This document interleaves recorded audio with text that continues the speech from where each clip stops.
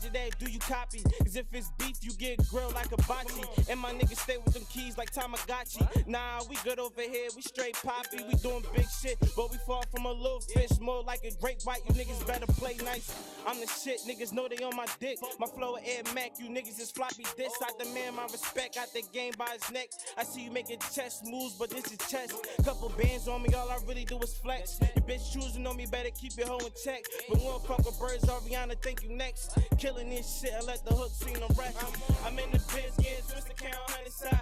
On the gang, my nigga, they can't fuck with us. Catch them like a straight capping with that money, bruh. On the gang, my nigga, they can't fuck with us. I'm in the biz, getting twisted, count 100 side. On the gang, my nigga, they can't fuck with us. Catch them like a straight capping with that money, bruh. On the gang, I am nobody's son, but I know you see me grinding with this Tony Hawk flow, my nigga. I know you see me grinding. This bitch, she calling my phone, but I don't answer. Probably for that gold, my niggas open up your chest, them niggas pirates. See, it's a fact that this youngest big crack. See, y'all pack, I got them young niggas that's toting the straps. And talk along, fuck the ops, my niggas ride with on they lap. And these niggas is out of pocket, hit the ring and quarterback. And these niggas try to lie my man, but yeah, we on to that. We on to that. Niggas out here scoring, I promise we scoring back. We scoring back. And Glock 9s, my niggas, we got more than that. And with a clip that's hanging low, I call them out for the strap. These niggas leaking and tweaking, no, they can't fuck with the game. These niggas broken, they bummy, no, ain't got nothing on the game. On the highway to hell, but we in a whole nother lane. I'm just signed the Dreamcast, it's a whole different game. I'm in the biz, getting twisted, count 100 side. On the gang, my nigga, they can't fuck with us. Catch them like a straight capping with that money, bruh. On the gang, my nigga, they can't fuck with us. I'm in the biz, getting twisted, count 100 side. On the gang, my nigga, they can't fuck with us. Catch them like a straight capping with that money, bruh. On the gang, look.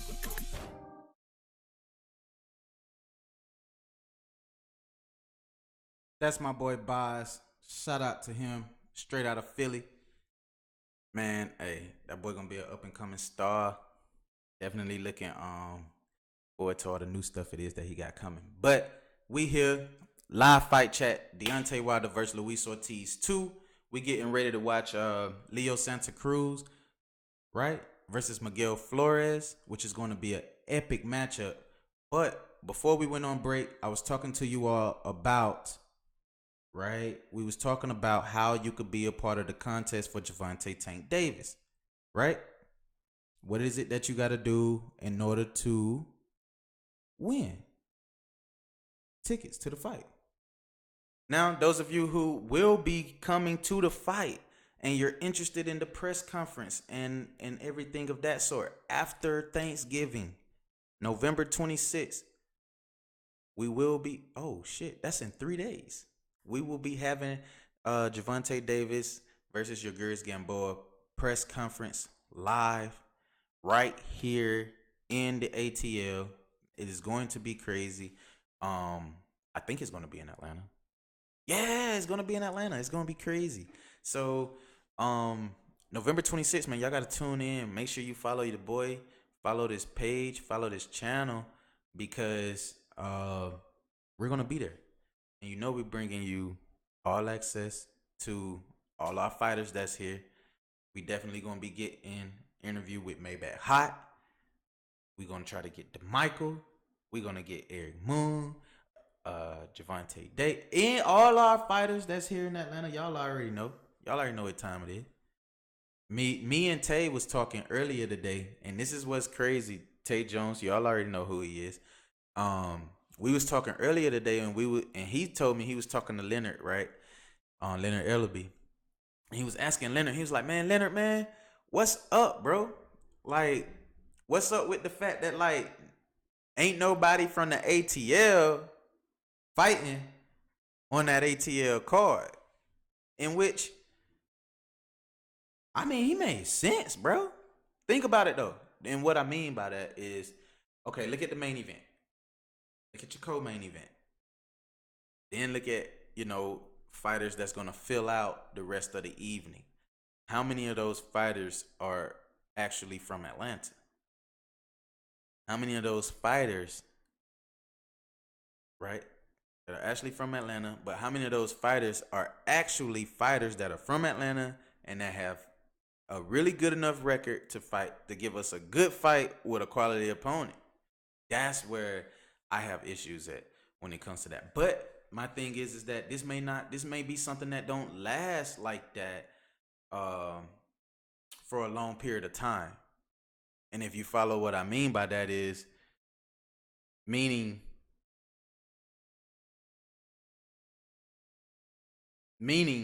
that, shoot, your boy could really truly possibly take this to a whole nother level. The fighters have just made it to the ring. Leo Santa Cruz is in the ring. He's a taller guy. Miguel Flores is in the ring. This is going to be a good fight. But like I said, let's go over the tail of the tape real quick for these guys. Because the first bell is about to sign off. It's crazy. They got Leo height at 5'7.5", and they got Flores is at 5'8". But then when you just looked at him in the ring, Leo looked like the taller guy and Flores looked like the shorter guy. But this is going to be a really good fight. I'm really looking forward to it.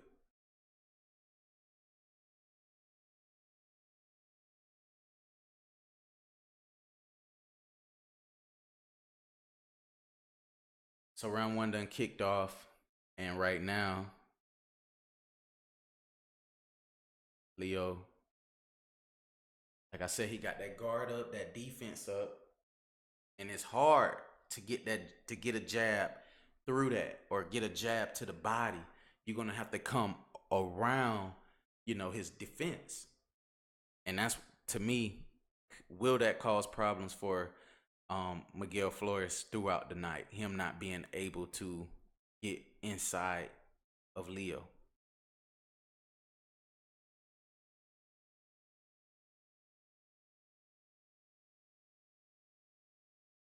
So who do y'all have winning this fight out of Leo Santa Cruz and Miguel Flores?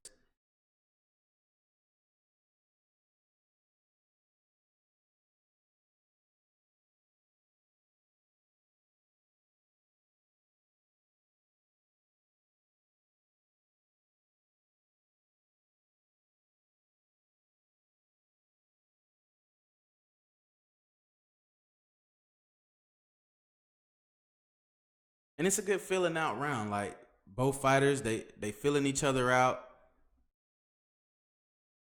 It's looking good so far between the two in the first round.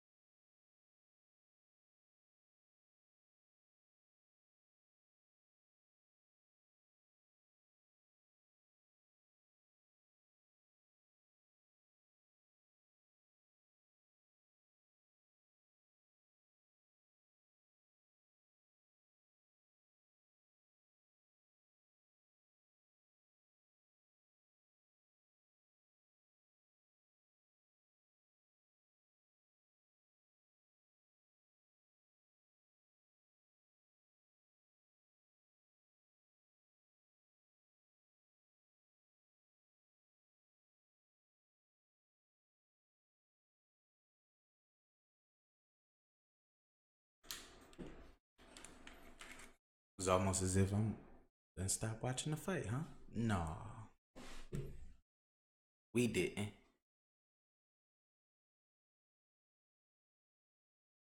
Man, this is a good, but that first round, like I said, was a really good round. They both was able to figure each other out. How it's going to play out, though, I don't know, because like I said, if Miguel could get on the inside of Leo, if he could get on the inside of Leo, then he has an opportunity. But he has to get on the inside.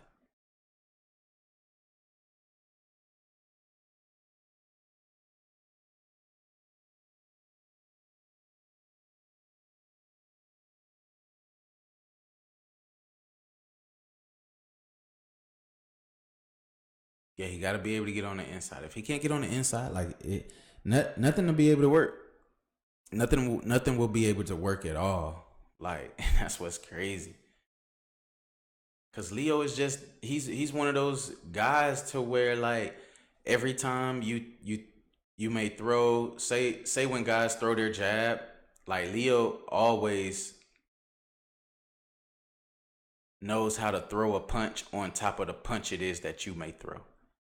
If that makes sense. So like right here, like okay, Flores, he's throwing the 1-2 at the top of Leo, and then he's trying to come back to the body. So he's touching Leo with the jab up top, and then he's trying to come back to the body once, to try to throw Leo off. But the thing is that it's tough for him to get on the inside and get at the body of a guy like Leo who stands in that defense that's like this,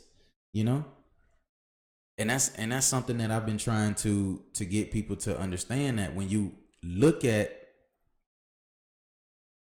a guy like a Leo Santa Cruz and then you put him in a fight with a guy like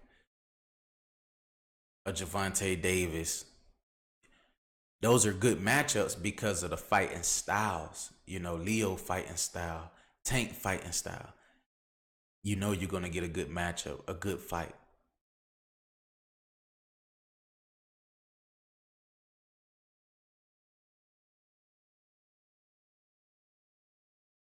Leo's trying to come over the top with the overhand right on Flores. But if you ask me, the cleaner shots that are being thrown or by Flores, you can see, he has a game plan of trying to get inside of Leo.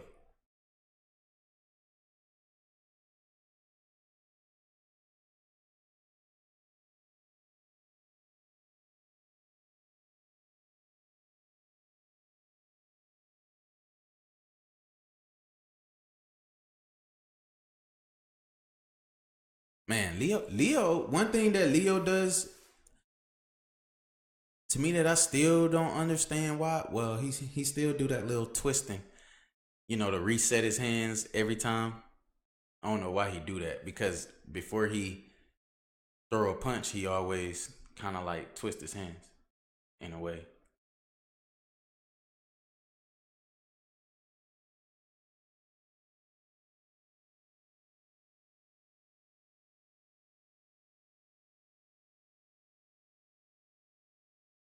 I mean, you could say after the second round, I'm gonna get a first round to Leo. I'm gonna probably get a second round to, I don't know, damn near even, man. So this fight is going to turn up once it gets into probably the fourth round. I think it's going to turn up a whole nother notch once you get into the fourth round in this fight.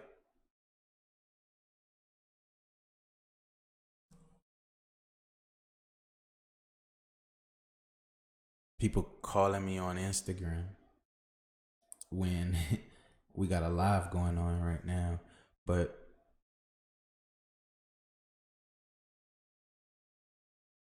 yeah, that's where we are right now. Leo, I'm trying to figure out what is it that Leo is going to be able to do to kind of like go ahead and start applying pressure to Flores. Even though it's early going into the third round, I'm still wondering how that is going to play itself out, like how this whole entire fight is going to play out.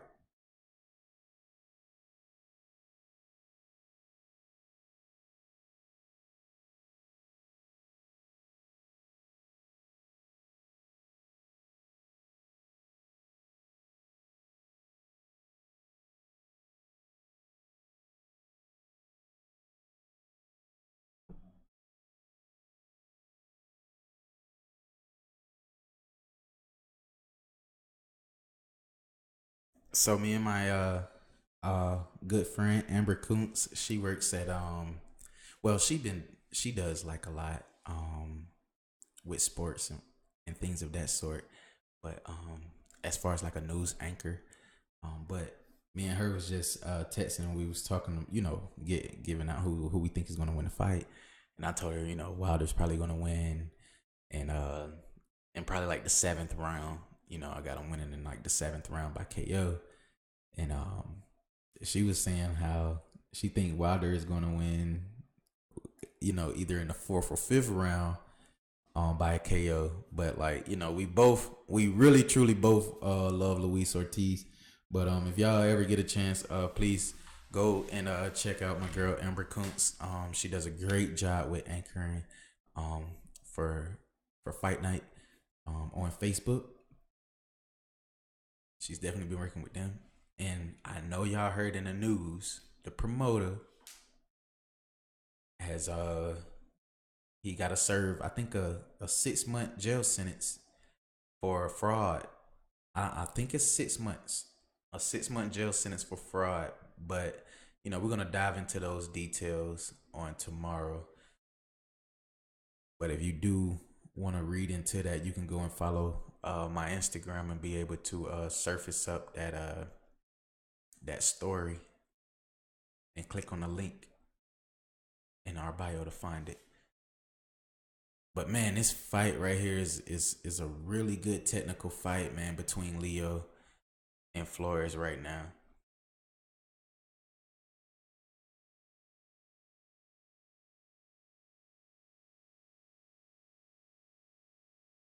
It's that defense of Leo, man. He makes it tough.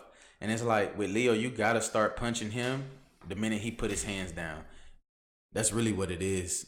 Because if Leo's fighting with his guard up, he's going to rush in with his guard up. He's rushing in with his guard up to throw his jab. He's rushing in with his guard up to land a hook to the body or whatever. He's going to make sure, he's covered up defensively when he throw his shots or when he try to throw his shots.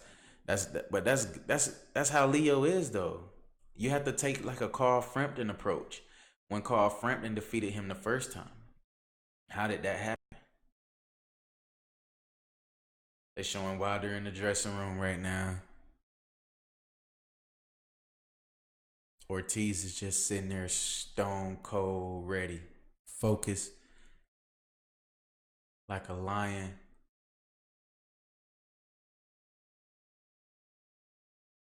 Damn, this is gonna be epic. It's just one of them epic fights that you're just sitting there waiting for that moment, and we're about to get it, and I can't wait. I'm excited.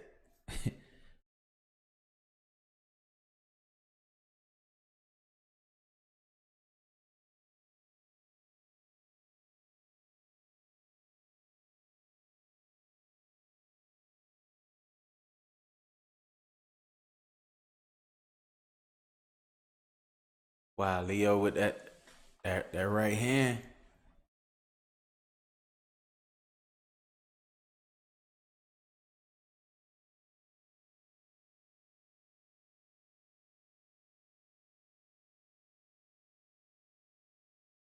Yeah, just Leo's fighting style, man. He's gonna make it tough for guys because he makes it seem like it's almost impossible to hit him, And it's like with Flores, he keeps trying to throw that jab to the body because of the high guard of Santa Cruz. But it's like you just got to figure out a way to pounce him, throw him off guard, and then come to the body. One thing that I saw really good when I was watching Floyd Mayweather, Saul Canelo Alvarez, if y'all go back to that fight when Floyd was attacking the body of Canelo, what was Floyd doing? Floyd was showing his hand right up top, and then boom, he'll come back with a shot to the body.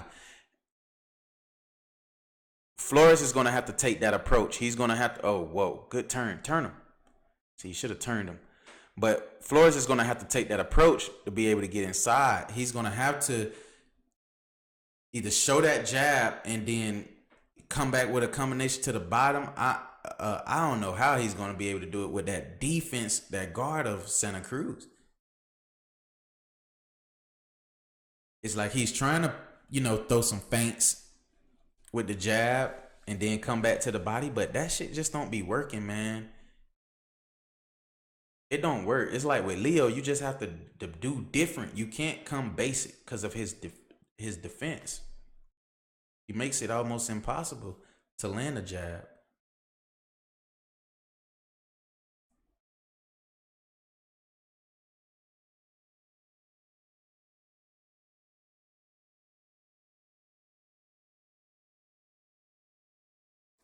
Flores is gonna have to get a little bit dirty though in order to be able to be successful in this fight. Because right now, it seems like he's gonna be in for a long night because of the range. He's not able to really kind of really truly find his range. But with Leo, you could tell Leo is getting comfortable. And like I said, the fourth round is where after things are gonna start picking up for Leo. Cause in round 5, he's about to take it up another notch.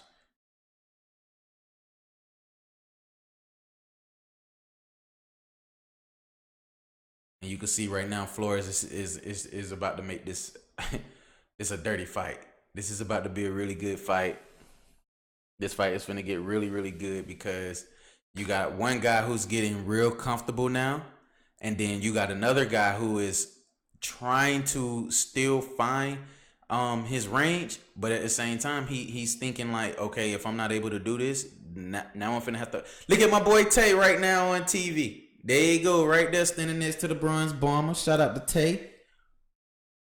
I should get a picture of him right now and send that to him. I know he'll be like, oh boy, you got me.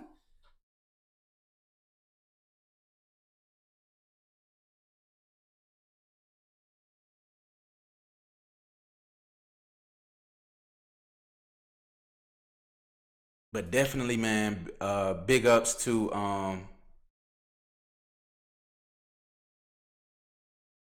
Tay Jones. Glad to see guy from our hometown representing with the bronze bomber.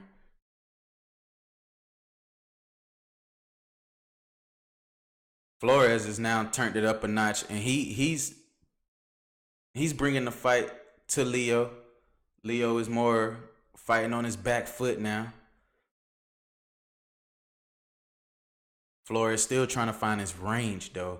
He's still not able to get inside of Leo like he wants to. And to me, that's where I think that's where his problem is.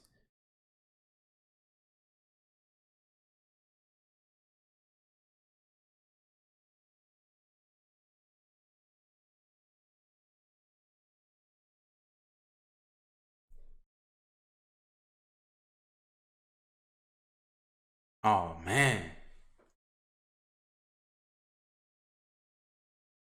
Flores has got to find some type of offense, man, to where he's able to like get into that body of Leo. Like Leo right now got him on the ropes. Flores wraps him up, ties him up. He's trying to throw uppercut with his right hand while they both tied up. But you know how Tony Weeks is. Tony Weeks is gonna let you fight it out, and then if you can't break it up on your own, then that's when he's gonna step in.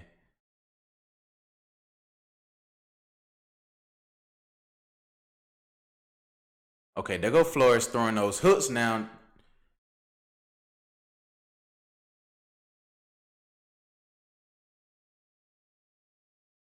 Leo so long, man. It's like soon Flores try to throw his shot to the body or whatever. Leo long arms just pop, pop, pop, pop.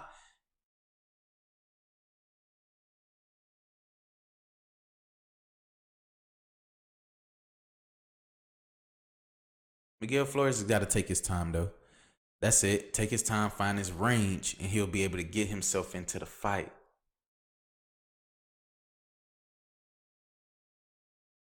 He got to start throwing some feints. No feints are being thrown.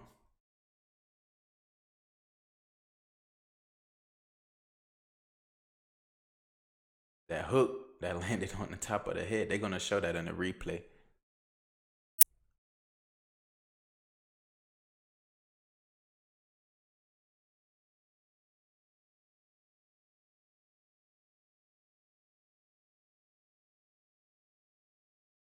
But yeah,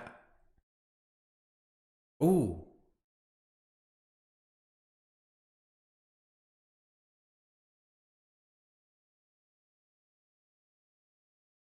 I don't know.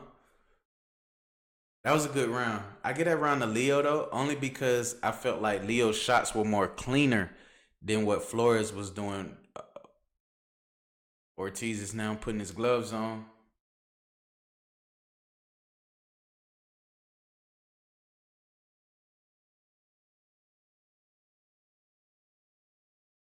Coach Larry Reid right there by his side.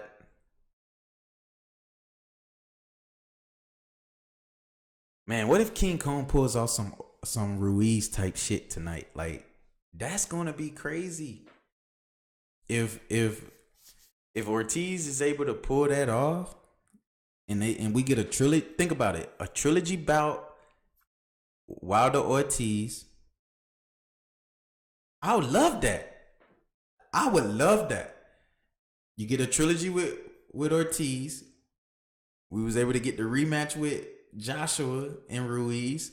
Depending on how that fight go between Joshua and Ruiz, like say that fight goes to distance, right? It goes all 12 rounds, and AJ edge him out. You know, just by a little bit, AJ edges him out. Damn it, we want a trilogy. We got to have a trilogy with that one too. And I know I'm talking a little bit early. We got that fight coming on next week, but what if Ortiz is able to pull it off tonight? And I remember I told y'all Flores is gonna have to fight Leo dirty. Now you seeing it. He caught Leo with a little bit of his head, with the headbutt a little bit. And shit's almost frustrating, man. When your opponent, it's hard to get on the inside of your opponent. So you're not able to adjust how you want to, because that was your whole game plan going in, getting on the inside. Now you can't get on the inside. You have nothing to go to be able to fight on the outside and get your way back on the inside where you want to be.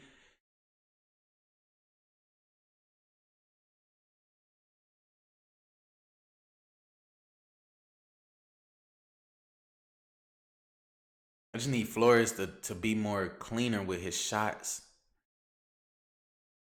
and start turning Leo. Because not once has he turned Leo at all. Like, Leo got him on his back foot. He's trying to tie him up. Okay, Flores is coming back with 2 body shots.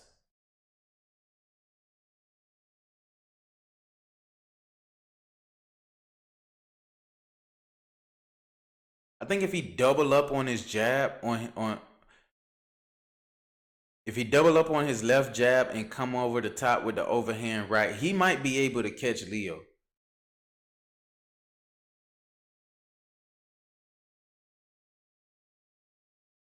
He really truly might be able to catch Leo. But he's backed up Leo got him backed up in the corner now. Leo fires off a right hand. Damn.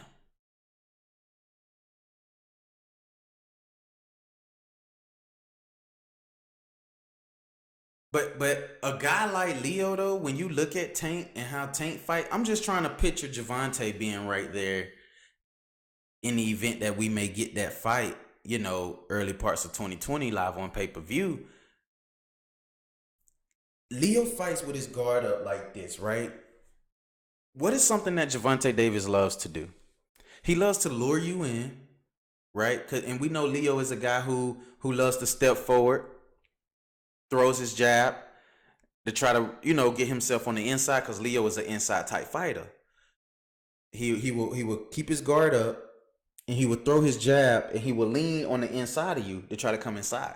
That plays into a guy's hands like a Javante Davis, who loves to lure you in because he's a counterpuncher, right? He'll lure you in and he's going to fire off his counterpunches. But the thing is with a guy like Leo's making it difficult for guys to get off a bevel of punches even after he throw a punch because of his guard. because of his defense. And I think what Leo is going to do is he's going to continue to do in this fight. He's going to start smothering on Flores, because Flores is the smaller guy. If Leo could just keep walking him down, keeping his guard up, throwing his jab, Leo could win this fight easy, because Flores doesn't have an answer, because he has yet to find his range. We are already in the 7th round. He has yet to find his range. He has yet to be able to get on the inside of Leo. The only thing he's been able to do with Leo is keep him in the center of the ring when he wants to, but at the same time, he gets away from it. He goes right back to either the corner, or he leans back on the ropes. Right now, he is circling around the ring, but he's not letting his hands go. Flores throws a jab to the head of Leo. Leo fires back with double jab of his own.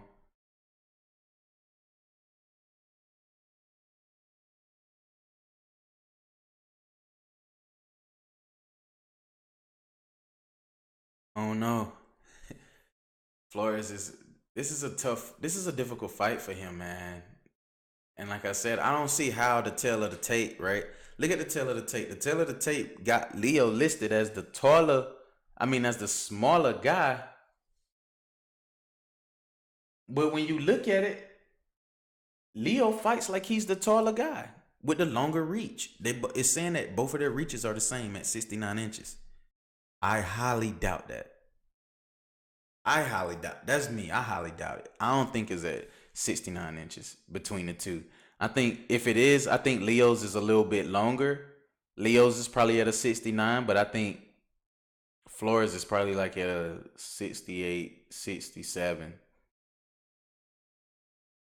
I think they tried to even these two guys out as much as they could.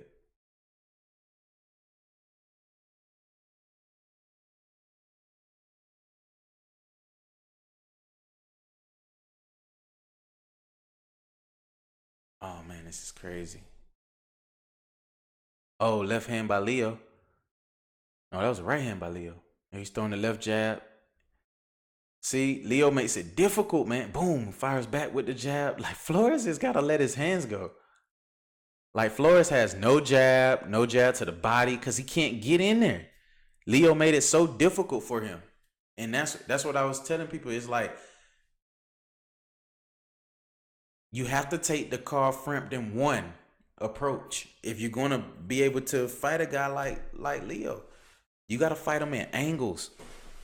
You can't be facing him head on, coming at him straightforward, because that plays into Leo's hands.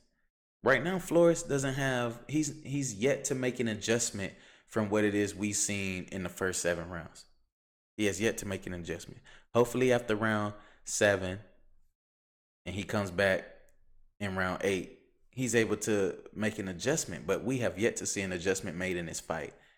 And to me, that is putting him in position to where, damn it, you probably only got 1 round this whole entire fight, and that's round 1.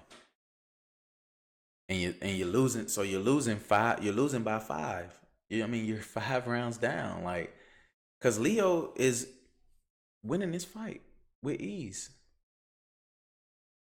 Both of those guys, man, King Kong, Bronze Bomber, both just sitting there ready. But damn, this looks to be a good year, 2020. The end of 2019 was a great year in boxing. Beginning of 2020 is going to be even phenomenal, because Atlanta, Top Rank, even got 2 events coming here in Atlanta. 2. So, just throwing that shit out there. I told y'all boxing was coming back 2 years ago. People didn't believe me though when I told y'all that it was coming to the A. Y'all didn't believe me.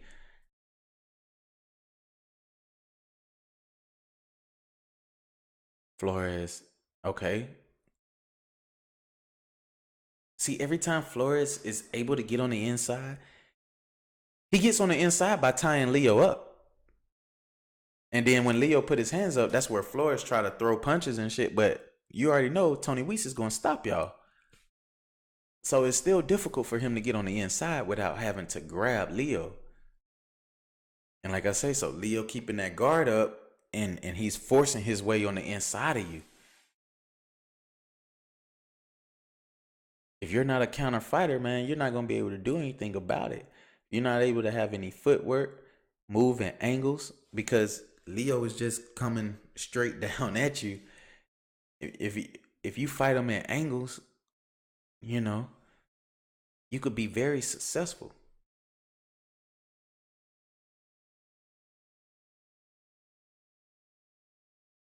Right now, Tony Weeks done separated both of them. Oh, I think he's about to dock Flores a point.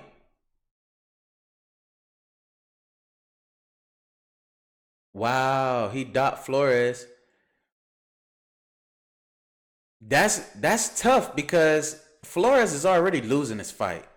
And then when you sit here and turn around and dot the man a point, which I done seen some more egregious things in the ring than what it is that Flores was doing to Santa Cruz. But damn, Tony. Tony don't play. I guess it's like with Tony, hell, I'm gonna warn you one time, and then after that, like, I'm docking points. Like, straight up.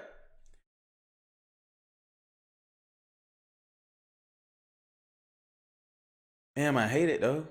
Now Flores really got to get like a knockdown and win this fight by knockout if he wants to win from this point of the fight.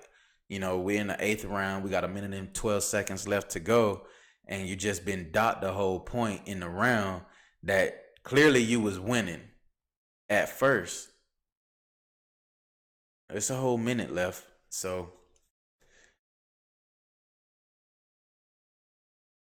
maybe they're gonna make this a 9-9 round. If he's able to get the knockdown, he could turn it into a 9-8 round.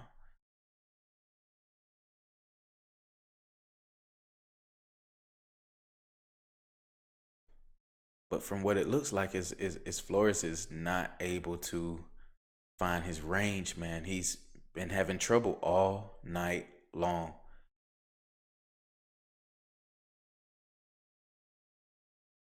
It's like Leo make you stagnant in a way to where you thinking what you doing is going to work, but like after 2 or 3 times of trying it and it's not working, shit, you got to start all over again from day one on trying to figure out how to get inside him, man, because he's difficult to get inside of. When y'all go back and watch this fight, watch how difficult it is. That's the end of the 8th round. Watch how difficult it is to get inside with Leo because of that length. I wish my boy Crimson was on. Atlanta Crimson. He's gonna be coming on. He's gonna be my future co-host. And together we was at the fights today. We went to the Silver Gloves tournament today, and man, I kid y'all not, we was talking about this fight, Leo Santa Cruz. Oh, there's Tyson.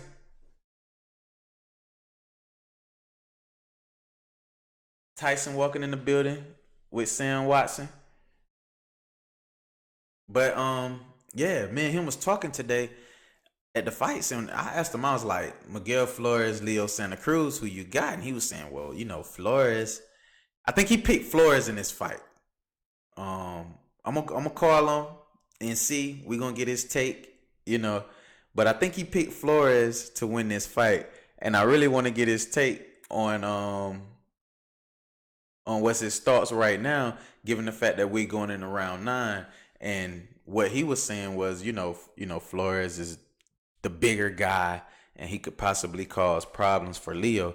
But like I told him, you know, Leo, that defense and that style that he brings to the table, man, he makes it very difficult for opponents. Abner Mares gave a perfect example. I don't know if you guys watch PBC.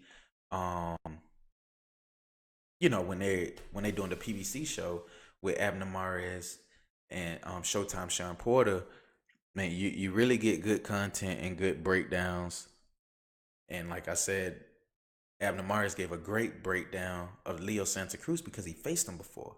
And he pointed out specifically how it was going to be difficult for a guy like Flores to get on the inside. And it's like, damn, when you look at it, I'm telling people, if you look at the hand or the arm length from Leo, from the top of his glove down to the elbow, that shit covers up. Like it looked like it almost come down to his kneecap. No cap. Like seriously. Leo defensive guard looked like it almost come down to his knees, man. Like it's hard. You throw a body shot, his long ass arms, he could like turn one arm down and boom, come over the top of your head with the right hand. And that's like what he's been doing all night. You see Flores right now, he hit him with the right hand. Flores right now was spinning out of it, holding his left hand up. Because Leo was able to land that overhand right. Like I said, that's what Leo gonna do, man. He's gonna throw that jab and boom, come over the top with the right hand. He might sleep Flores. If he could time him perfectly, see, he's trying boom, boom. If Leo could time him perfectly, he'll sleep Flores. But I don't think he's gonna catch him though. Because Flores is doing a whole lot of backing up and he making Leo come to him.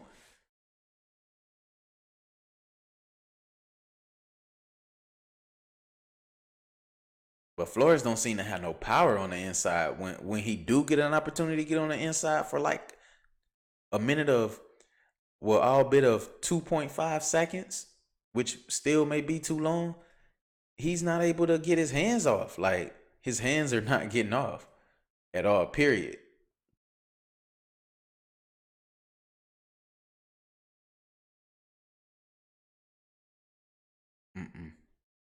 Flores doubles up on the jab, triples up on the jab, still don't land anything. And you still see Leo throwing the 1-2 and then coming back over the top with the right hand.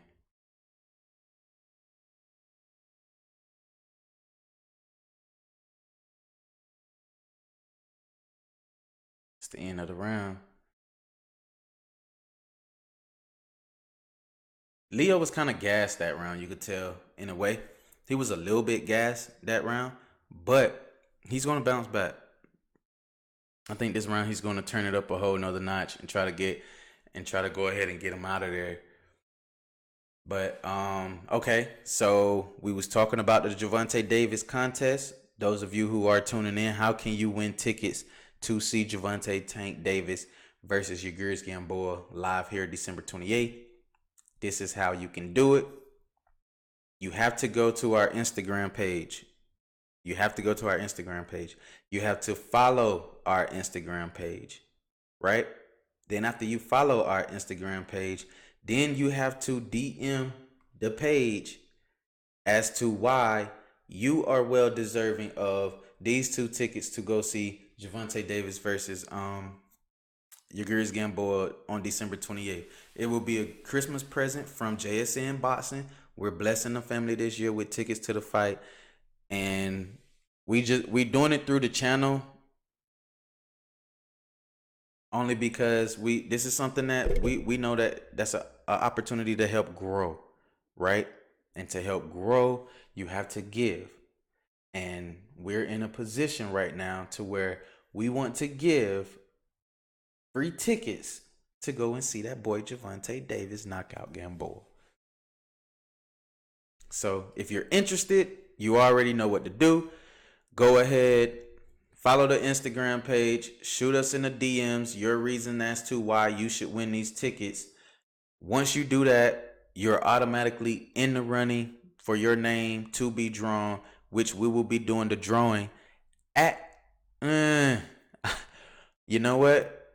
Yeah, we'll do the drawing at the press conference, live at the press conference for Gervonta Davis and Yildiz Gamboa on November the 26th, the date after Thanksgiving. Here in Atlanta, we will be doing the drawing for those tickets. So go ahead and follow us now. Do everything it is I told you. Drop the message in the DM. And then when you do that, it automatically puts you in the running for those tickets. So go ahead and do that now while you have the chance, because on November the 25th on Thanksgiving, that's when it's going to be closed. Like, we're no longer going to be accepting messages or anything like that at all. After the 26th, on the day of the 26th, we'll be announcing the winner. And then hopefully the winner may be from Atlanta. If they are from Atlanta, hopefully they're there at the press conference. And then we'll be able to make everything happen for them while we're there at the press conference. But, man, round 10, we're in the championship rounds. We're at the end of round 10. Well, we got a minute left in round 10. And this fight is back at how it was. In the 5th round, where you got Flores is trying to still get back to the body, but he's stuck. He can't figure out how to get inside of Santa Cruz. And he just continuously fighting Santa Cruz the same exact way the whole entire fight. Nothing's changed, nothing different. The rhythm is still the same. And I don't know. It's a unanimous decision right now on Leo Santa Cruz's behalf. Unless Flores knocks him out. But right now, Flores is struggling to get inside on Leo, struggling to land shots on Leo, struggling to make Leo actually think. Right now, Leo is just having fun. Coming forward, throwing my hands, letting my hands go. As you can see in the replay, you got Flores throwing those shots to the body, but they're low as hell. And I think that's what caused the referee, Tony Weeks, to stop the fight. But then Leo also got caught with a headbutt to the eye from Flores, because Flores went to go and push him off of him with his shoulder, but the head caught him in the eye. They still able to throw hands and get going. I don't think. Oh yeah, you can see that headbutt cut under the left eye of Leo. But that cut comes from a headbutt, though. It definitely didn't come from a punch. So we're in the championship rounds, round 11. They're back at the center of the ring. And Flores is, still trying to figure out how the hell to get on the inside of Santa Cruz. Because right now it's like Santa Cruz got him on the inside. But then when you look at the shots that Flores is throwing, it's like none of them shits are landing at all, period. None of them are landing.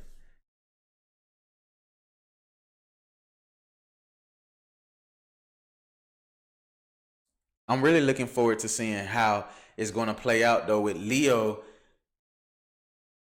in this 11th round. Is Leo going to go ahead and try to get Flores out of there?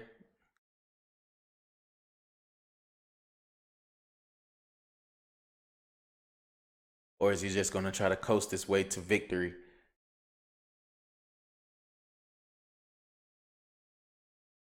Oh, shots to the back of the head. Both guys, though. Yeah, there go Tony Weeks. Both of you.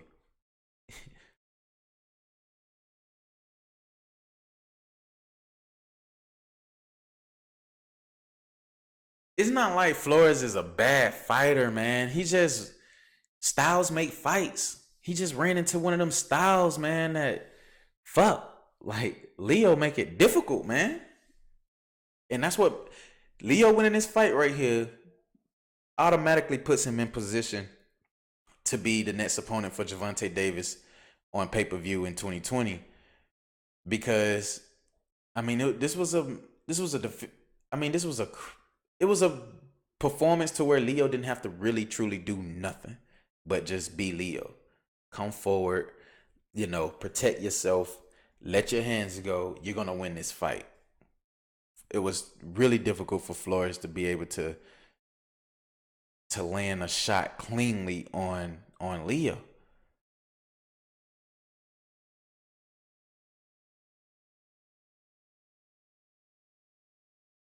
And the shots he's throwing, they're shots that should land, but damn it, Leo just got that range, man. He knows how to keep that distance, when to come inside, when to stay on the outside. I like that about El Terremoto.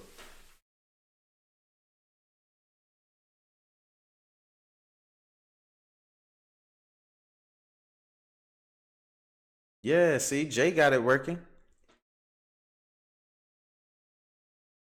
Tell him Jay is on the fire stick.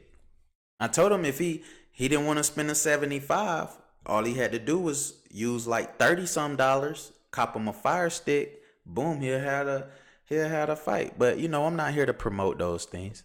You know. Buy the pay-per-view. $75, support the sport. Support the sport.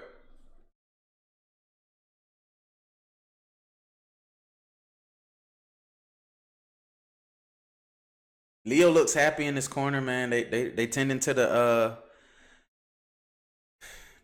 cut, you know, under his eye right now. But I mean, he looks happy. He know he's gonna, you know, cruise to victory after this round. Flores, if you're Flores, I mean, God, man, you know, you had a game plan going in, and you could tell Flores had a game plan going in. It wasn't like he just went into this fight without a game plan, without a strategy, and not able to be successful only because of the long guard and defense of Leo. And Abner Mares even said it was going to be a problem, like I told you all. Like, this is stuff that Tank got to worry about. You know what I'm saying? How to get on that inside of a Leo, of Leo. That's what's going to be difficult. It won't be easy.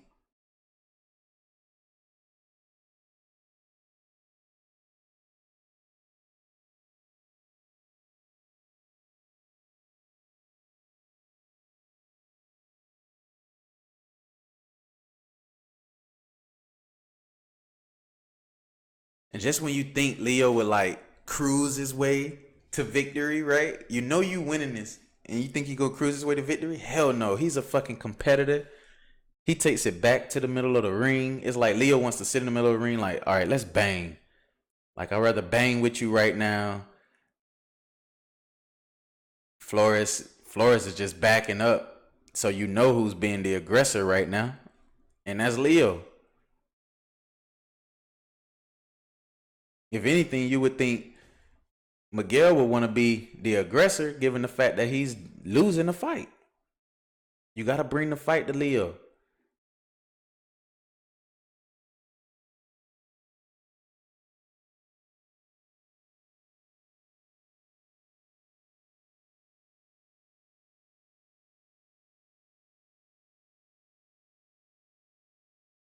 You got a minute and 20 seconds to get the job done. I don't think he's going to do it.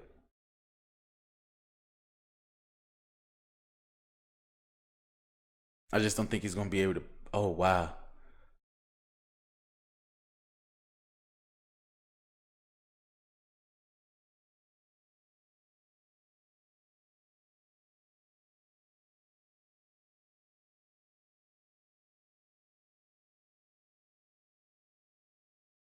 Dang.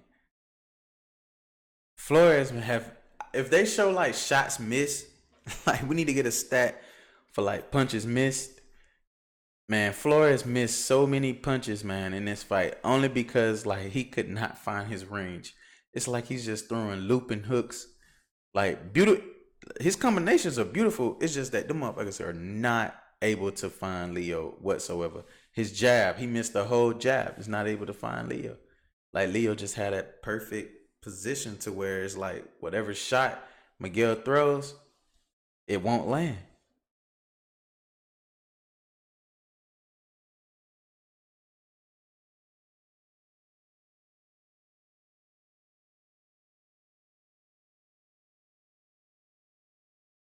End of the fight.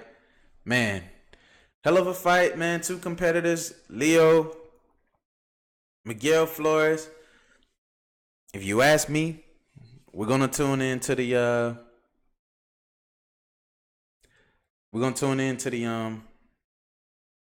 post fight, but damn, you got a unanimous decision.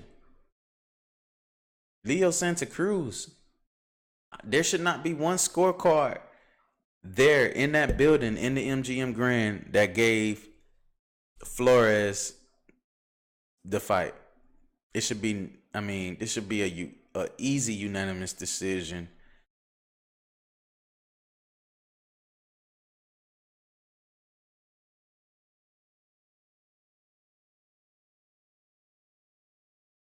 Even with Flores being doctor point, I mean, that's where we are right now. Let's see if we could go ahead and tune in and listen to post fight.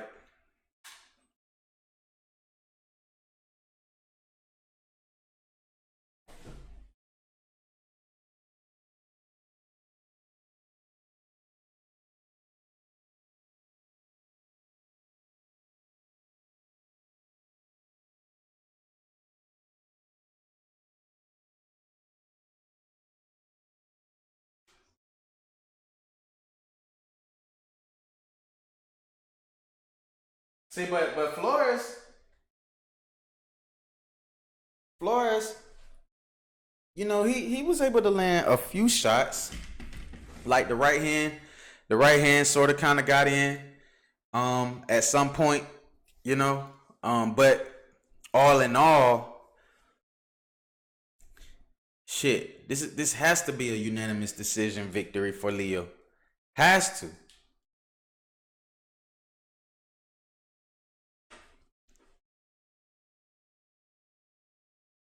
Wait a minute, let's tune in.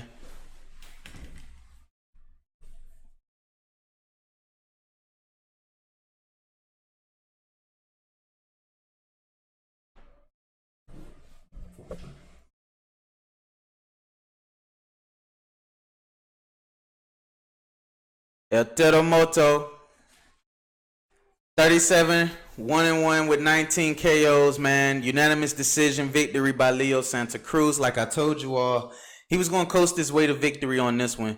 But it wasn't that Flores was a bad fighter, you know. And like I told people, this was not a bad fight. This was a really good fight. It was just that styles make fights, man. His El Terremoto style is just, if you're not able to get on the inside of him and keep him off of you with your power, you're gonna have a long night. So let's hear what he got to say.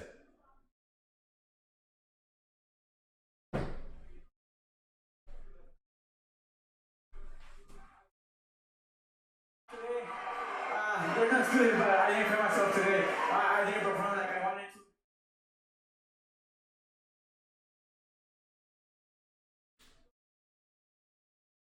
There we go. And like I said, he called out Gervonta Davis. So that's all I was waiting on. Who was, you know, was he gonna call out Tank? Was that fight going to happen next year, at the start of next year? Absolutely, he called out Gervonta Davis.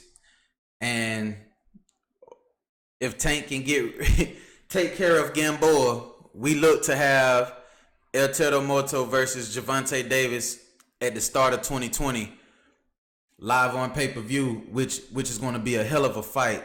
And it can damn sure close the noise of people saying Gervonta Davis has yet to face a quality opponent, because I'm tired of hearing that, you know? But damn, that's going to be a hell of a fight. Leo, Tank, WBA title on the line.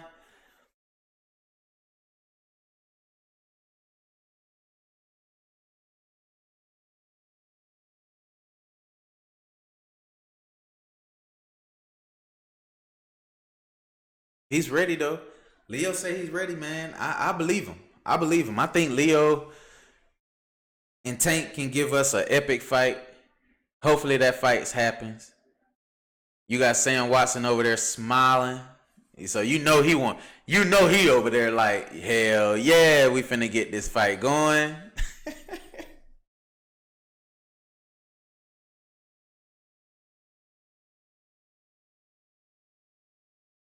I don't think Gary Russell is going to fight Leo Santa Cruz, man. Gary Russell had a chance to fight Leo Santa Cruz so many fucking times. Like, the Gary Russell, man, I don't want to hear nothing about Gary Russell fighting nobody, man, because he got to be more active, man. Like, for real.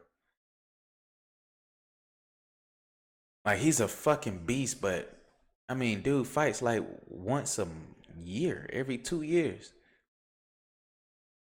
I don't get it. I don't get it. So, what's your thoughts, man? What's your thoughts on this fight that just happened? Like, how y'all feel? Y'all think that, you know,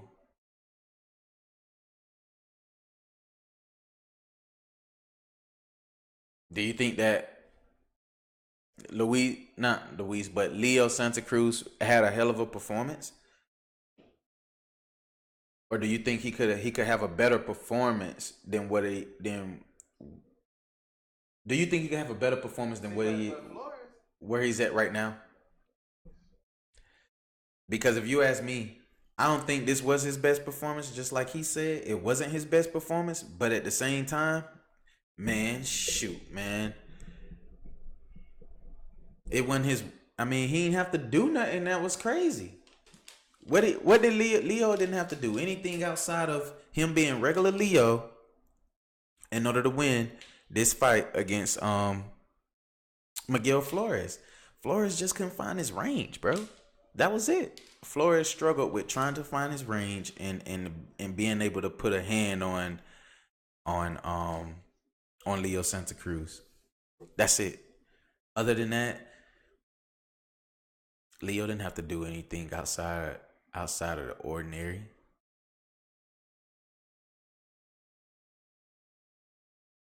He just needed to get out of this fight to where his 2020 can start off really good for him. So those of you who tuning in right now, who are y'all picking in the fight? Go ahead and drop in the live chat. Who are you taking in the fight? Is it Deontay Wilder or Luis Ortiz? Then put in there, it could have did better. He was just chilling. Nick Parker, I called you today, bro. Bomb squad. Nick, I called you today, bro. It was like round 2 something. So, yeah, go ahead and drop in the comment section right now who y'all think is going to win. Deontay Wilder, Luis Ortiz. How are they going to win? Is it going to be by knockout, decision, and then what round do you think the knockout is going to come?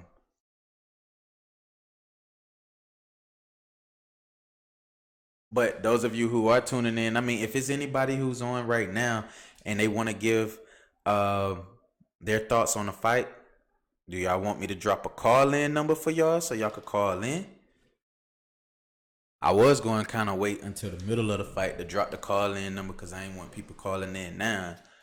But we can get that established before this fight takes place so we could kind of get some people's thoughts on yes, I did.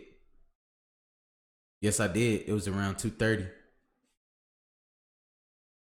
Don't make me show the world. You know I got my phone right here. I could just show the world that I called you, my boy.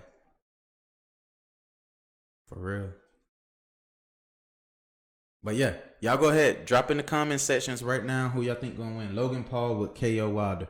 Elon Musk. Elon said Logan Paul with KO Wilder. That is a troll comment.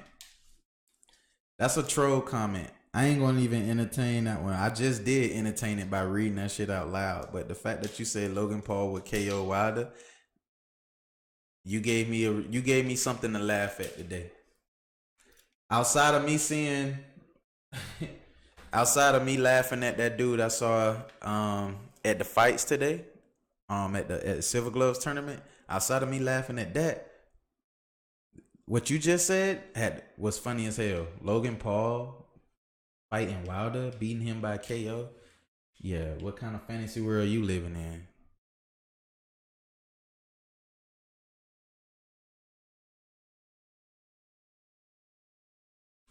I don't know, Elon, man, if I'm going to show the fight, man. I don't know. Are you subscribed to the channel? Did you smash the like button? Did you share the video?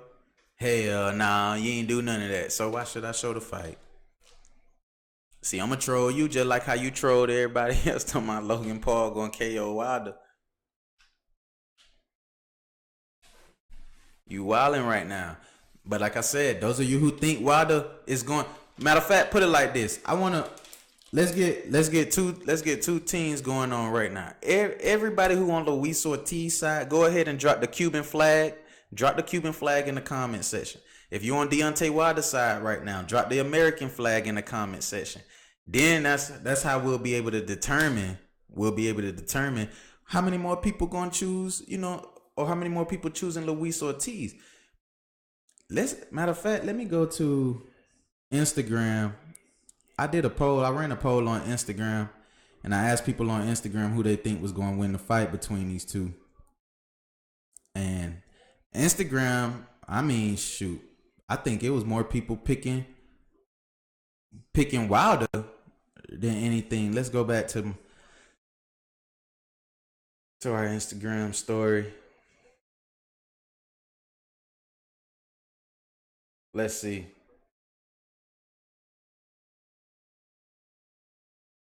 So yeah, you got a 73%. I don't know if y'all could see that, but you got 73% from the poll that we ran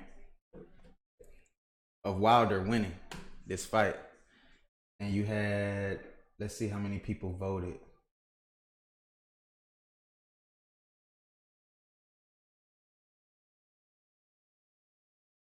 You had 228 people vote. That's crazy. 73% picked Ortiz. Picked Wilder. So, what's the betting odds? Anybody got the betting odds on them right now? If you got the betting odds on you, drop the betting odds in the comment section too. Yo, put them pair of glasses on and slow and show it on put on a pair of glasses and show it on a reflection. True. Might be able to, but you talking about put the glasses on, right? And then go to the TV and kind of do the reflection shit? Hell no. Floyd in the building. There go Leonard and everybody. Floyd in their VIP. This motherfucker on MGM Grand.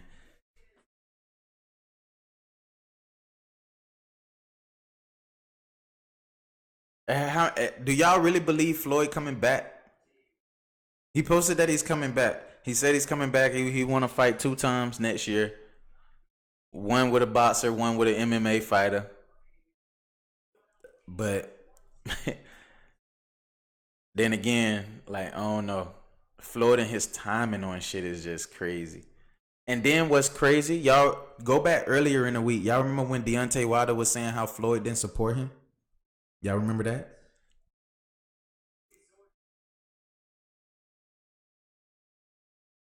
Well, how about this? Why is it that Floyd Mayweather names are wrapped over them ropes? So Floyd getting a piece of this pie with Wilder versus Ortiz. Floyd getting a piece of that. He's pretty much like a co-promoter for this event. But I'm just saying though,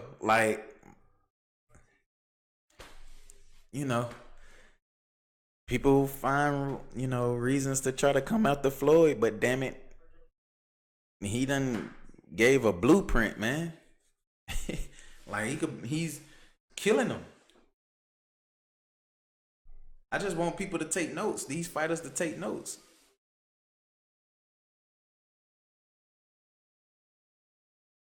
But this is gonna be a hell of a fight, man. I can't wait. Getting closer and closer. Ortiz is getting ready to walk to the ring. So I see ain't nobody in the comment section picking Ortiz.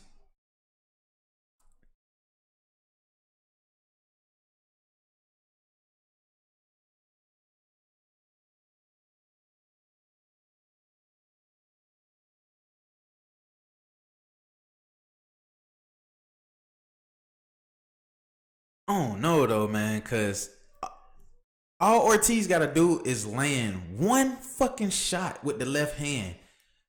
One shot.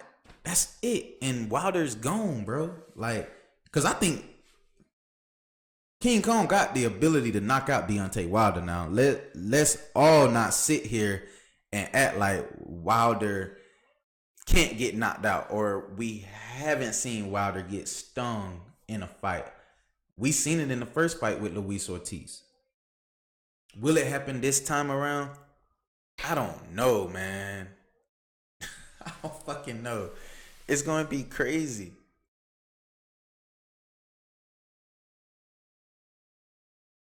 Ortiz is running to the ring. This motherfucker ain't walking to the ring. He jogging, running to the ring. Seriously.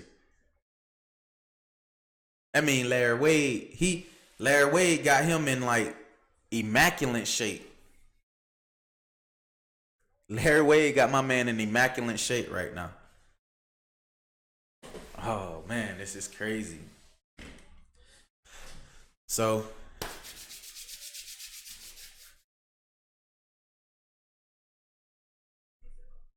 I mean, they say he in the best shape of his life, bro. I'm so ready to see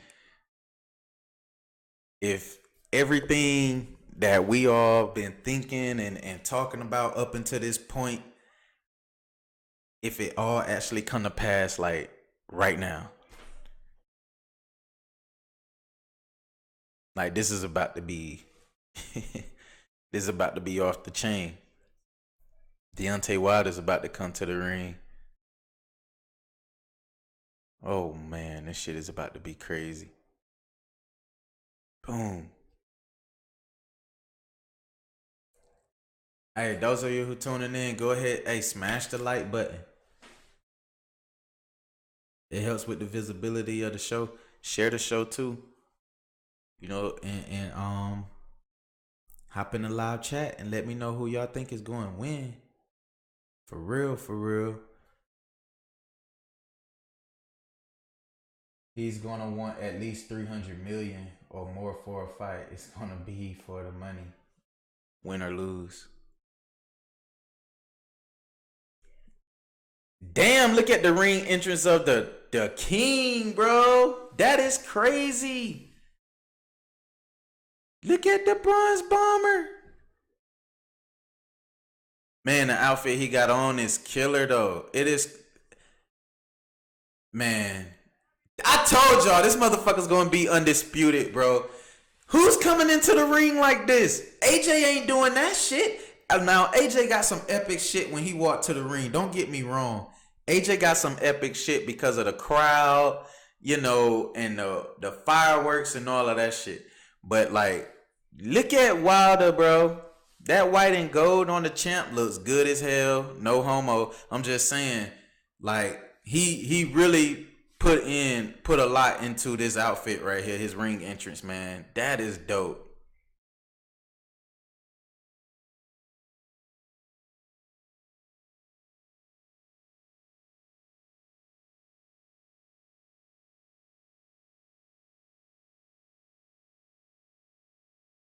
Damn, man. I wonder that mask though. It's like a crown. It's like a crown and a front mask too at the same time, right? And that shit is just like covered in like gold or something. What if that was real gold? Like on Wilder's mask and like crown. Like that shit would be crazy. It looked like it's real diamonds though, like the way it's glistening though, like for real though.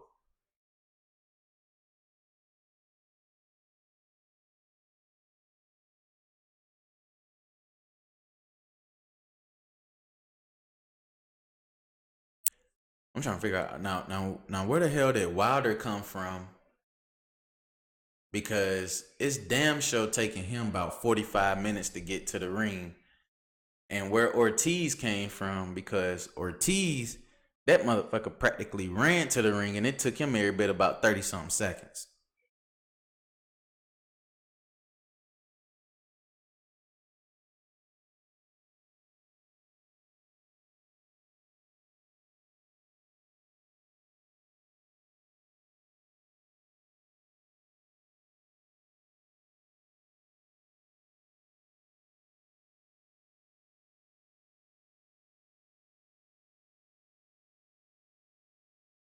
Damn, this is gonna be a good fight, y'all. Like, smash the like button if you tuning in right now. Smash the like button. I might get a little froggy. Oh, okay. So I see how the mask is made now. So it's almost it's bronze. Really, that shit ain't gold.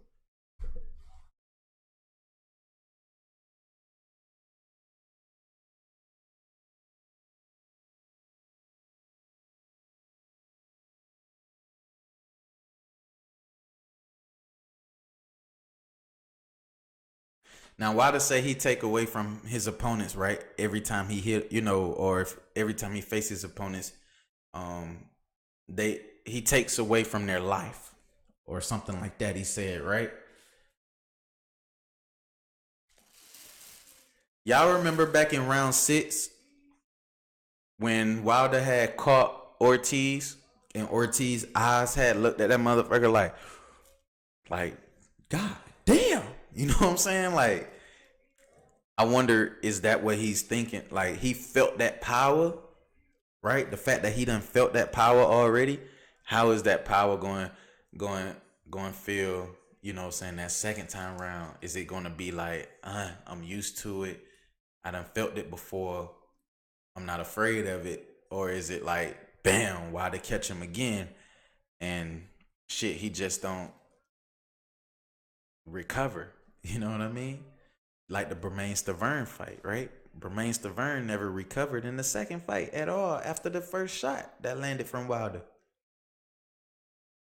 Hopefully Luis Ortiz don't go out like how Bermain-Stavern did. I hope that shit don't happen. I will be mad.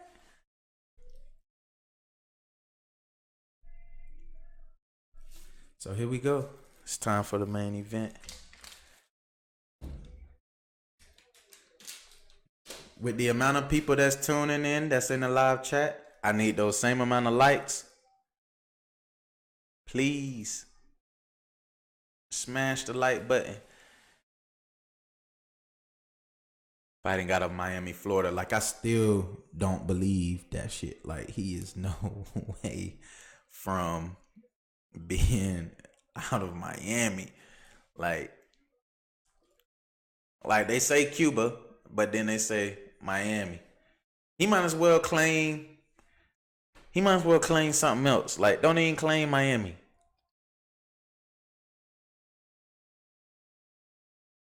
Cause you claiming Miami, but you ain't an American fighter though. That's shit I don't be understanding. You know what I'm saying? But I understand though. It's culture type.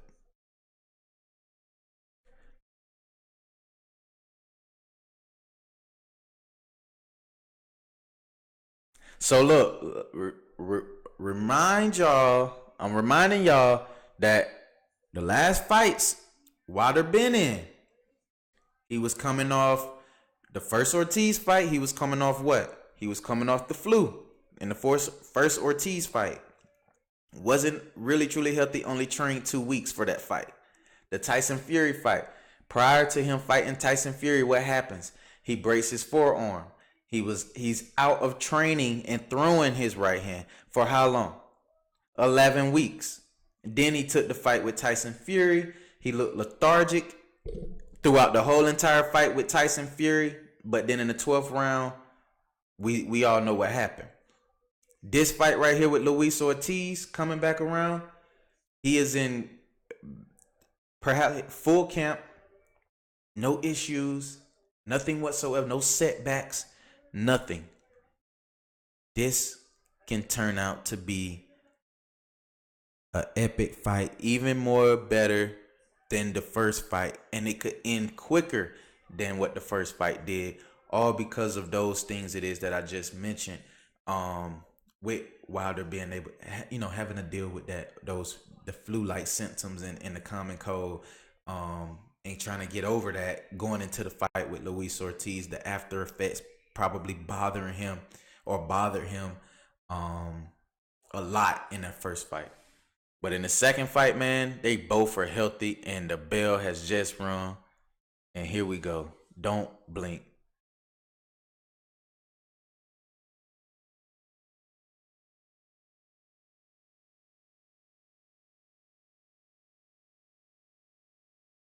Both fighters looking calculated in the ring. Ortiz reaching for the body.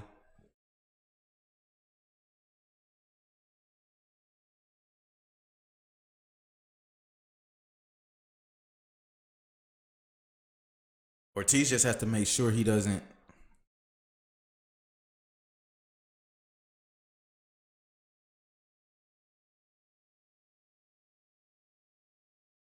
Ortiz have to make sure that he doesn't put himself in position to get caught by that right hand though while he's throwing that jab.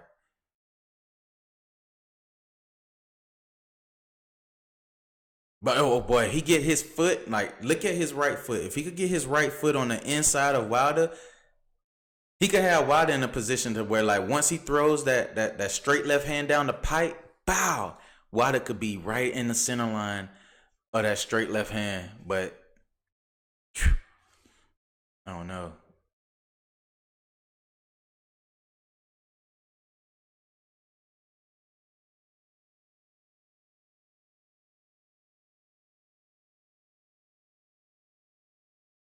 Oh,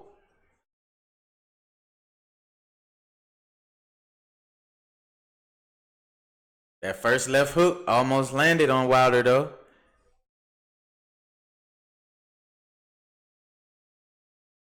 Okay. It's like they just figuring each other out. You know, round one, boom.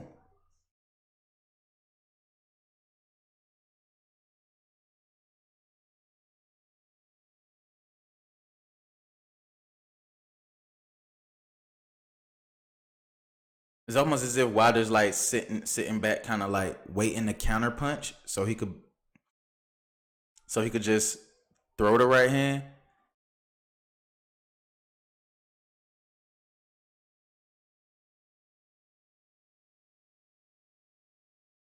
But then again, a guy like Ortiz, you have to be calculated with your moves because the 1 minute you slip, that left hand, man, is coming.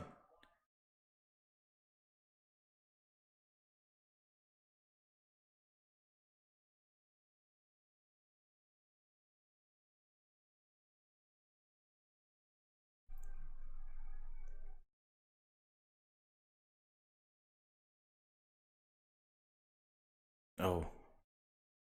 So that round, I give round one to Ortiz though. It was a good filling out round. Wilder hits hard, and you're right. Ortiz needs to stay back from his long hook or peekaboo style like boxing possibility. Um, yeah, I give round one to Ortiz. I felt like Ortiz, definitely letting go of the left hand. We know that's his power shot. But I felt like his jab was a little bit more effective than Wilder's jab, and Ortiz was a little bit more aggressive in round one, even though it was a filling out round. But you have to give the round to somebody. I give that round to Luis Ortiz. Boom. Ooh, so that left hand did kind of like land though. It like it grazed him. Woo! Yeah, he didn't catch him fully, like with the whole entire glove, but that shit kind of like grazed him though on the mouth and the nose. Wilder felt that shit though. He had to feel that.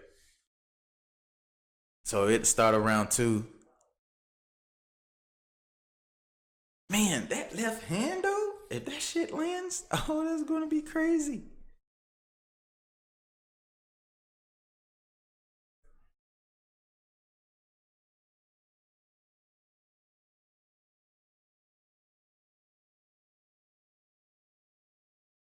Oh yeah. Wilder, man. So Wilder now, Wilder's still not letting go. Like if Wilder throws his jab, which he has a really good jab, like Wilder could set things up for himself. But then again, he's probably thinking about pace, not tiring himself out, and not taking any risk. And if you do take a risk, he wanted to be a calculated risk. So I could understand why, he's not firing off his jab as quick.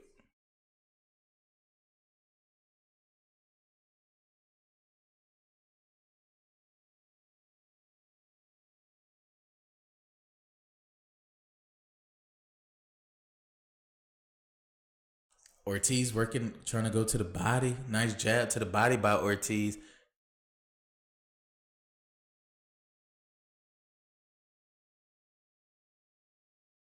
Man, both of these guys though, it's a really technical round.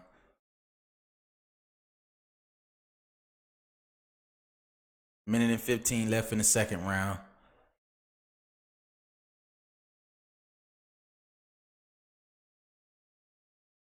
I'm going for Wilder.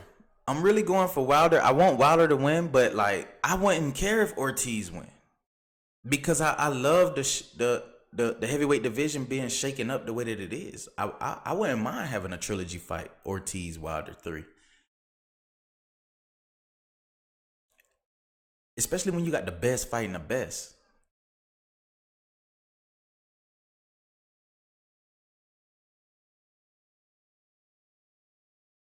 So Wilder's throwing that left jab, right? And oh boy, Ortiz got him on the ropes. He threw. Oh man. Okay. Ortiz is going to pace himself too because we know in the last fight when they fought, Ortiz got gassed. Even when he had opportunities to get Wilder out of there, he gassed himself out. So I think he's going to be very calculated with his shots and his risk and the risk that he takes too as well. And that's why we just saw, in this second round when he did have Wilder on the ropes and he caught him again with the left hand and he threw that 2-3 punch combination, he backed off because he know this ain't the time to wear myself out just yet. Go in for the kill when you know it's time to kill.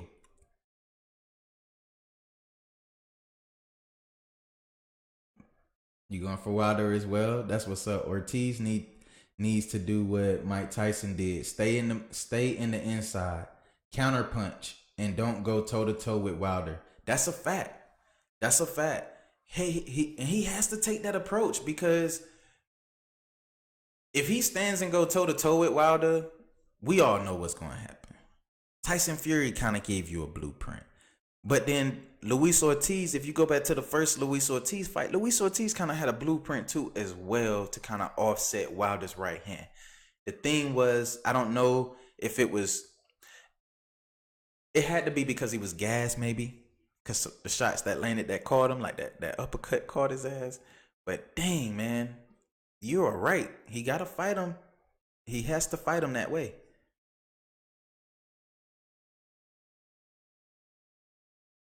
I just don't want Ortiz to get caught overreaching, and put himself in a position to where Wilder can just clean up every fucking thing.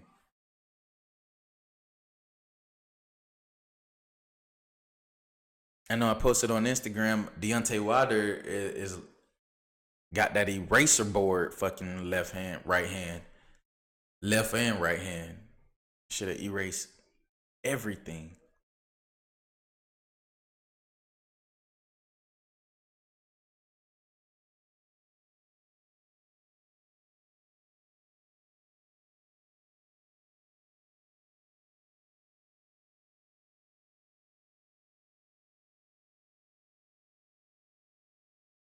Man, this is real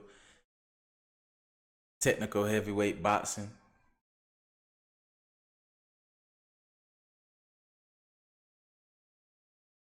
Wilder still haven't let go of that right hand yet.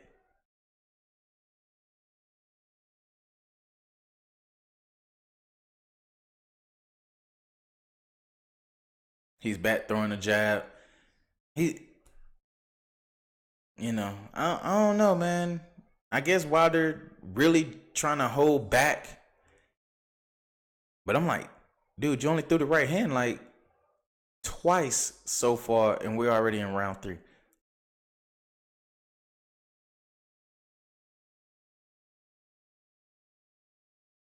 When you think about Ali, he stayed back. But when he fought Frazier, he had no choice but to fight toe to toe. He won the fight, but Ali hard time getting upper hand in that fight. That's the truth.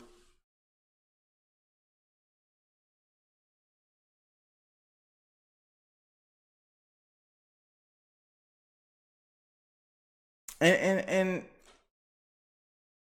to Ortiz's credit, right? Him fighting Wilder the first time round, he knows what he did wrong. You know, he knows what he did wrong. He knows what he could do better to put himself in position to be able to be successful this time round. And I think he's going to do those things. Because when you look at this fight and you look at how, okay, what is Ortiz doing different in from fight 1 to fight 2 in the beginning of the rounds? And to me, I think he's a little bit more patient. He's being a little bit more calculated with his shots that he's picking and choosing. And he's not allowing himself to go ahead and once he do maybe catch Wilder with a shot that could be a good shot, he don't go ahead and kill himself.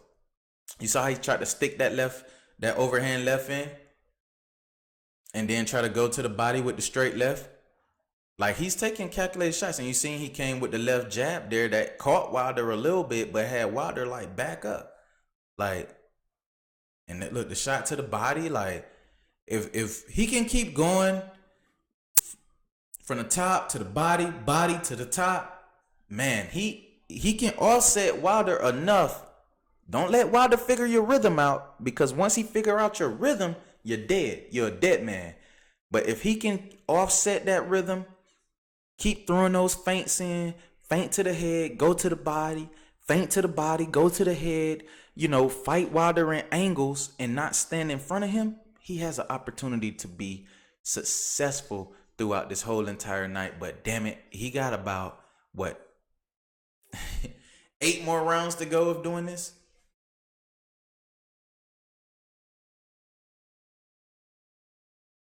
So we finna see.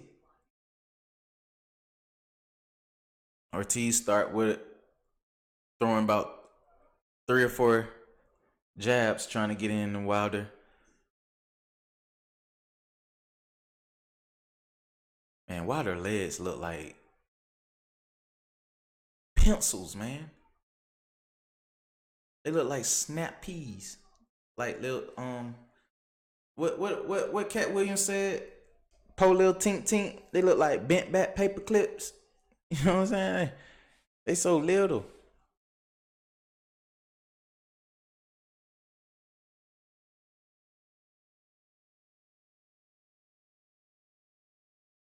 But they say Wilder.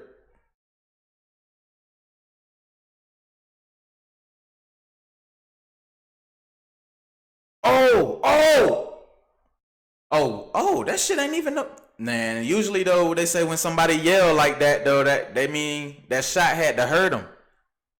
And Ortiz caught Wilder with the left hand to the head, and then he caught him again to the body, and Wilder just go off in his roar, but he's still holding the right hand.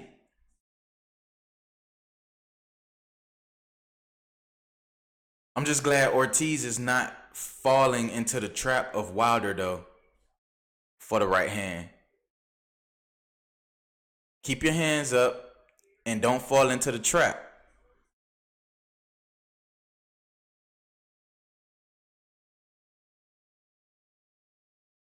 Because what Ortiz got to understand is that, dude, you did enough to win the fucking round. You know what I mean? Like, so don't try to go all in and get knocked out when you won the round. Win the round, get the hell out of there type thing. That'll be my approach. If I'm fighting a guy like Deontay Wilder and I know I done stole a round or I done won this round, I'm not going to put myself in position to get knocked out. No, I'm going to take what I can and try to do the same thing the next go around, because I'm going to have to fight this way for 12 rounds. And see, now Wilder reaching. He got Wilder in a position to where he reaching now. You got to get back to the jab though, Wilder. Throw the jab. He's just sitting there waiting on the right hand.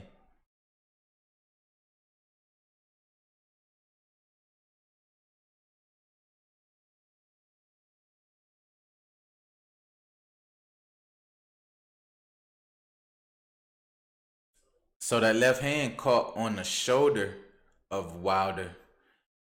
On the left shoulder of Wilder. Right up in this area. Well, this area. It caught him right up in here. So that shot really wasn't as effective as we thought it was. But then again, a strong shot like that, it can make it difficult, as the night go on. If Ortiz take a strategy of punching, in these areas right here throughout the night, hell, them arms could get heavy on Bomb Squad. And Bomb Squad tried to come over the top with the overhand right, and Ortiz showing his defensive skill set to be able to block that. He's got to be able to keep his hands up though throughout this night, because I think like once we tap into like round 7, now remember in the last fight, y'all, this was the round. What round is this? No, this is round 5. The next round in round 6 is where shit starts to get a little rough, and then round 7, shit, all hell broke loose.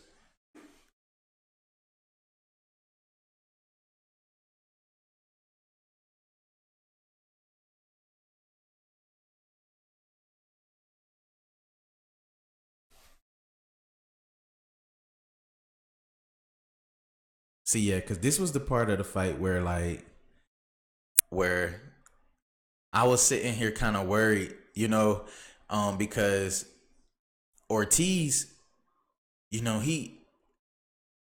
when he lands a few punches on Wilder, man, you could tell he wants to go in for the kill, but it's like something is inside of him that's saying like, oh, not yet, not yet, not yet, not yet, not yet.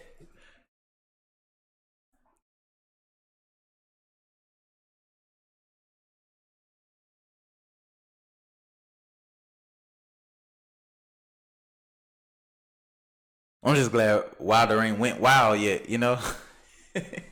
He actually trying to like fight, like box.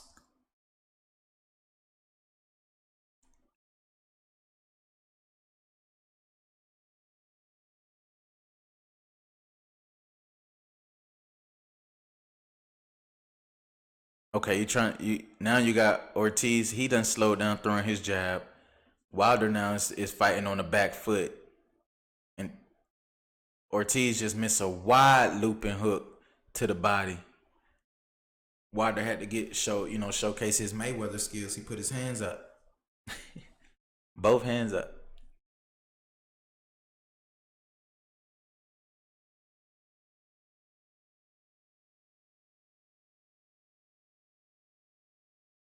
Man, Ortiz is just like, I'm trying to figure out like what is it that's keeping, Wilder from at least throwing a decent 1-2, to keep Ortiz at bay. But it's almost as if he's like allowing Ortiz to come inside so he could just throw that right hand.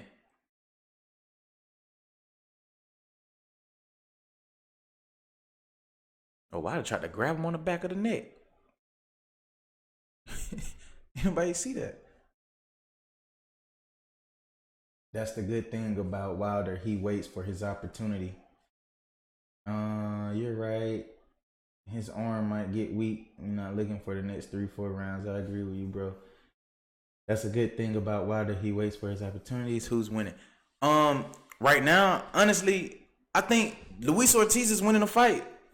Like, Luis Ortiz is winning the fight, but he's winning the... Look, what are we going in round 6 right now, right? Or round 7? I think we're going in round 7.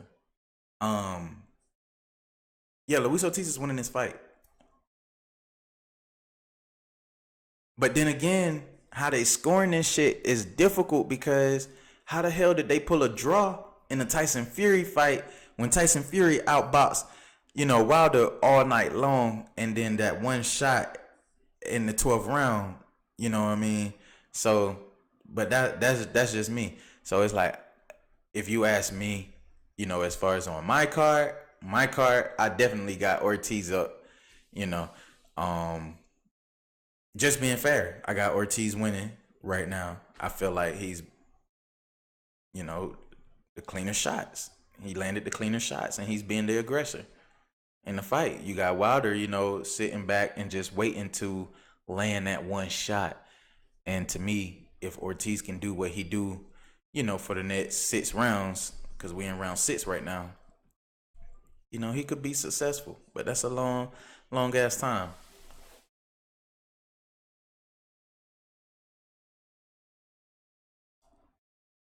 My brother said Deontay gonna knock him out in the 9th round. So we're gonna see.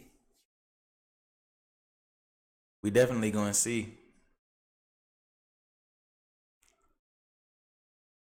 I thought it was gonna be like in the first fucking 7.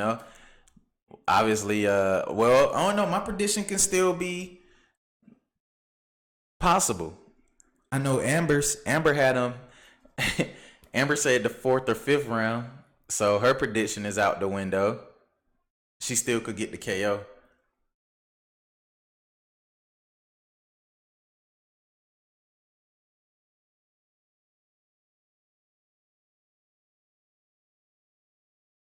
Oh, Ortiz better put his fucking hands back up though.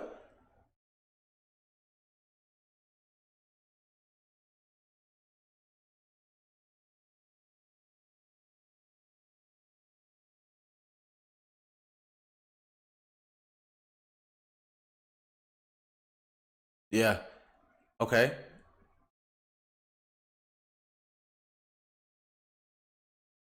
Man, both of these guys are really good competitors because when you look at it, man, how close Ortiz is to Wilder, it's like if Wilder shoots the right hand and he missed and he goes wide, right, literally right past that. Say for instance, this is Luis Ortiz's head. Wilder fire off the right hand and he misses. Like Ortiz can literally come back with the left hand and just, but that's if he catch him in that right angle, you know what I'm saying? It got to be that angle. Wilder has to overshoot the right hand.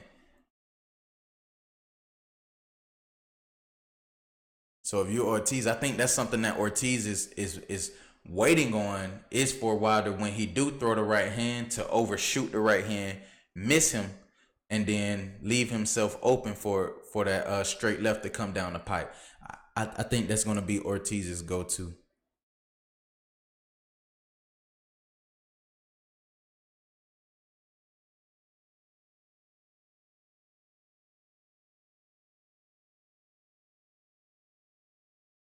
So round 7, we headed into round 7. It's a close fight. That round, damn.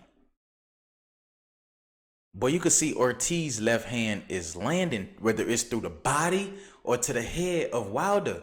The right hook landed on Wilder. Like, I'm waiting to see some shots from Deontay to start landing on Ortiz. Because right now, Ortiz hasn't been hit with nothing that's going to stop him, and we already in the 7th round. At least in the first fight, Wilder was able to kind of catch him 1 or 2 times, throughout the fight before we got to the 7th round, before he dropped him, or before Wilder almost got dropped. Bruh, maybe this is the round though right here where shit just go crazy.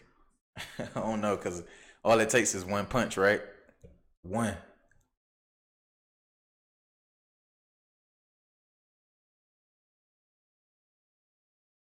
Wilder looked like he was trying to go to the body.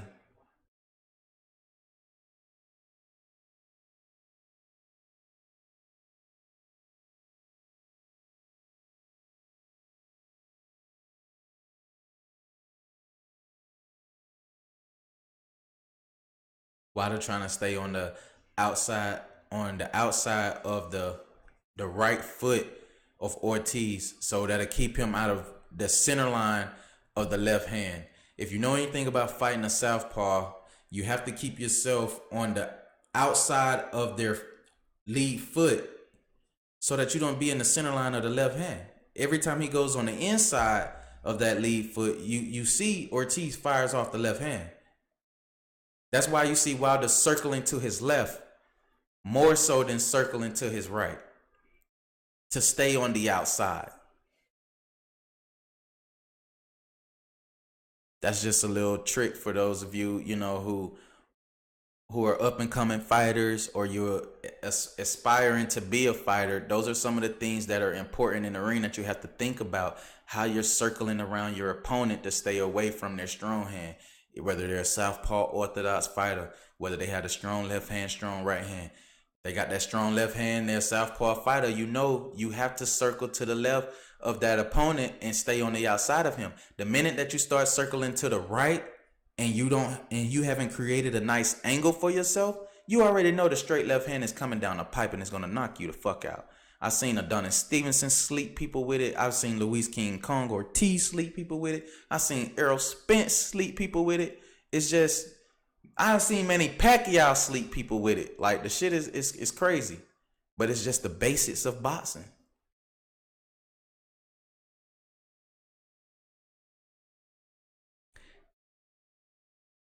$22.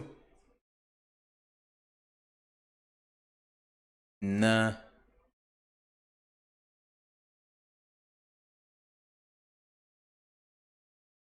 If Ortiz lucky, he can give the peekaboo counter style. He could, but Ortiz is picking up the pace though. And he's standing there like he's in. So what I see from what Ortiz is doing is he's smothering the right hand almost. Oh shit! Oh shit! Oh shit! They're gonna end the fight. He fucking ended the fight. God damn!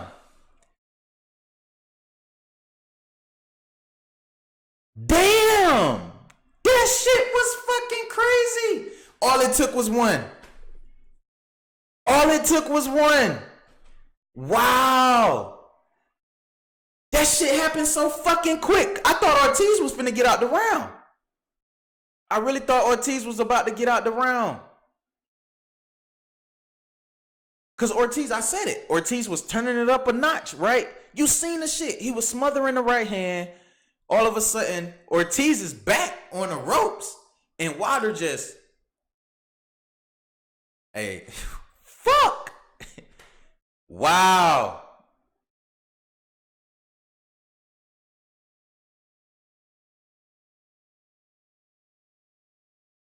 Damn. Ortiz fought the perfect fight up until that point.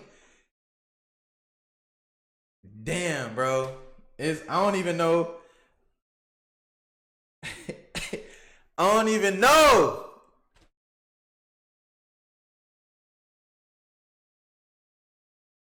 That was a good ass fight. That was a good fight. I'm glad Wilder was able to get that knockout like that, because that shit sets up Ruiz and AJ. This was a good fight.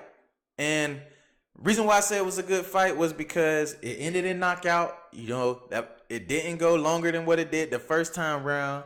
Wilder did exactly what he was supposed to do.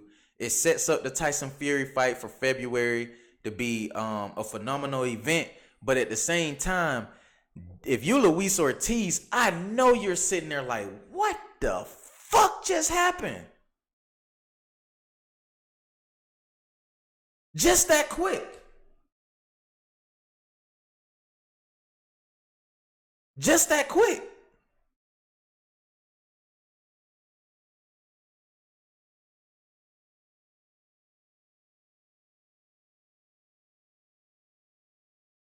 Wow. Man. No problem, bro. Appreciate it. Thank you for following and tuning in. Man, Wilder. Well, we finna get Tay on the line. Tay Jones, he's there at the fight with Bronze Bomber. He's a part of the Bond Squad team. He's a fighter that's there. And he's definitely gonna be calling in, giving his immediate reaction to the fight. He's gonna tell me, just from inside the arena, like how the shit just went like, fuck! They're showing the replay, man, and it looked like he blocked that shit almost like. Let's see. They slowing it down. Okay, he parried the left hand. He parried the left hand again. And then, boom! Oh, my fucking God. He caught him straight down the pipe. Oh, man. Oh, my God. Bam! Ooh, shit! And you see Ortiz's eyes! Oh, fuck. Ortiz's face is crazy. Oh, man. What a hell of a fight. Hell of a fight by Wilder, man. I'm happy. Bomb Squad won. We finna get Tay on the line. Definitely gotta hear Tay thoughts.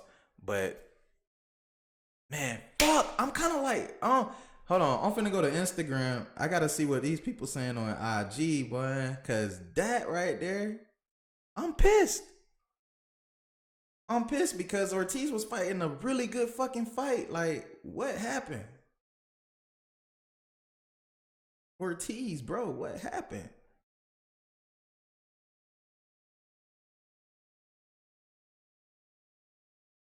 Wow. That's fucking crazy. Ortiz with the sleeper, man. Dude. That's fucking crazy. That blows my top. Like, only reason why I say it is because, like, Ortiz was turning it up a notch. He was turning it up a notch at the end of the round. Like, all Ortiz had to do was just make it out the round.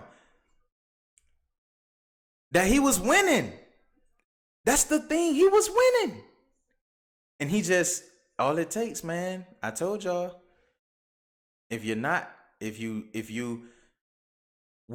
When they show the replay again, I want to see how he was circling, because it looked like Wilder started to circle back towards the left, given the fact that he was coming towards the right. And when Wilder went back towards the left, oh my God.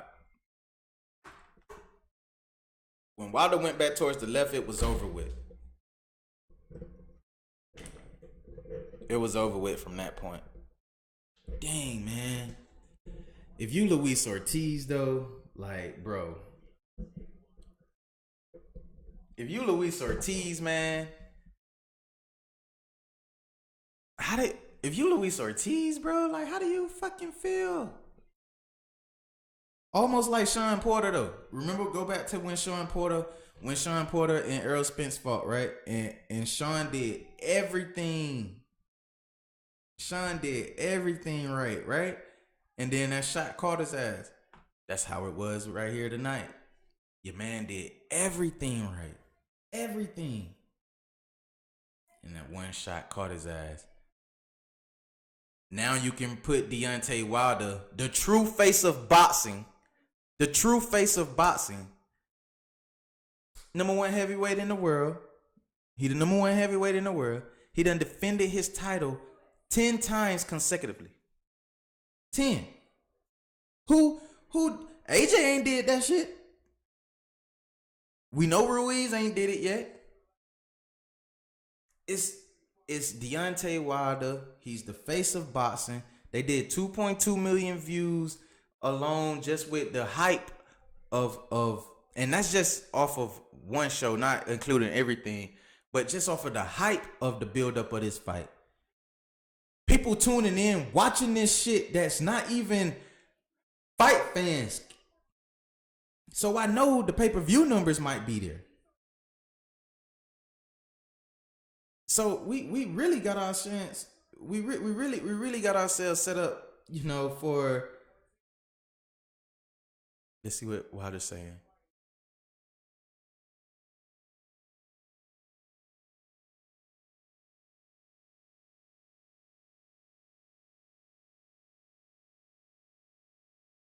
Wilder said he was playing around with him.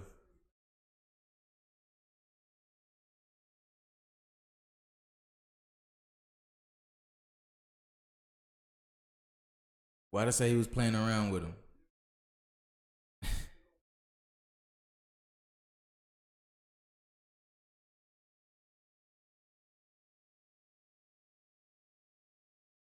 Damn, Ortiz is over there in the corner mad as fuck, right? Like, what the fuck just happened? Yes, bro. I will be mad as fuck too because, dude, man.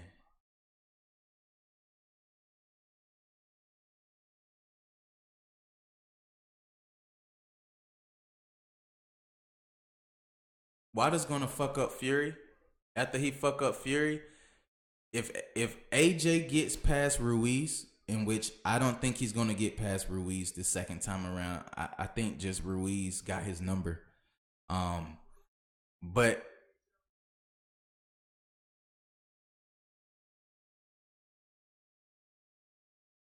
uh-oh.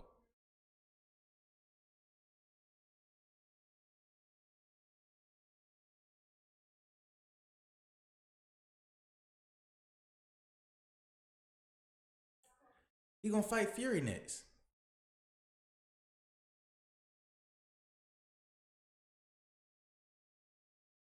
He's fighting him in February. Like, I hate when they be asking them dumbass questions that they should already know the answers to.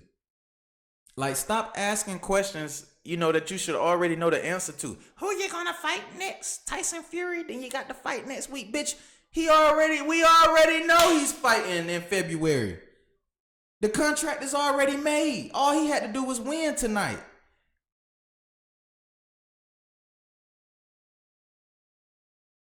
After he get past Fury and he take that ring lineal shit away from Tyson Fury, right? Right? After he do that, all those other belts that's needed, he's gonna swipe them motherfuckers up too next year, and he's gonna be undisputed king of boxing, face of boxing, coming out of the heavyweight division. Deontay the Bronze Bomber Wilder. Y'all think that I'm playing? I ain't playing when I tell y'all this. It's not Saul Canelo Alvarez. Trust me, people love heavyweights. From what Floyd Mayweather did, they don't want that shit with Canelo. Canelo tried to pad his whole entire style after Floyd whooped his ass. After Floyd whooped his ass, he tried to pattern his whole style after Floyd. His whole entire style. He tried to pattern it after Floyd. But no, sir, it don't work like that. It's not going to be Canelo, guys. He's stuck in the app. He's not going nowhere. The zone has him strapped for the next 12. He got about, another fucking at least 7 or 8 fights with the zone. He's not even fighting fighters that's signed to the zone. They was just talking about fucking Callum Smith fight. And we just saw what Callum Smith gave us. So if that's who y'all want to be your face of boxing versus what we had with what we just saw with Deontay Wilder and the noise that he's making, people actually now starting to support our heavyweight champion of the world, which we've been telling y'all to do this shit a long time ago. But now is the perfect timing. He's going to be undisputed king of the division. He's going to be undisputed king of boxing overall. Pound for pound. It gotta be him. Who has defended their championship title more than Deontay Wilder? Who? Damn sure ain't your boy Saul Canelo Alvarez.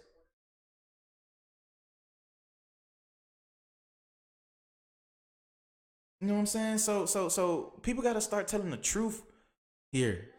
And all these other channels, all these other pages and stuff like that, who be trying to, I don't know, man. Folks just don't tell the truth, man. I just be hating that. Maybe it's because he's a black fighter, you know what I'm saying, and how black fighters have been treated, here when it comes to just being supported in America. The American fan base doesn't gravitate to a black fighter like how your Mexican fan base or the UK fan base gravitates to their fighters. You don't have that here in America. But hopefully we start to see that with Deontay Wilder. And Wilder really truly start getting the support. Because Wilder is more likable to a whole lot more people than what Mayweather was. Albeit Mayweather was the bigger fighter, but a lot of people paid to see Mayweather lose. Versus with Wilder, a lot of people going to want to pay to see Wilder win by KO. It's almost going back to the Tyson era when people was just They was paying to see Tyson win. When nobody fucking paying to see Tyson lose? Who? You was paying to see a fucking knockout. And that's what people are going to start doing with Deontay Wilder, man.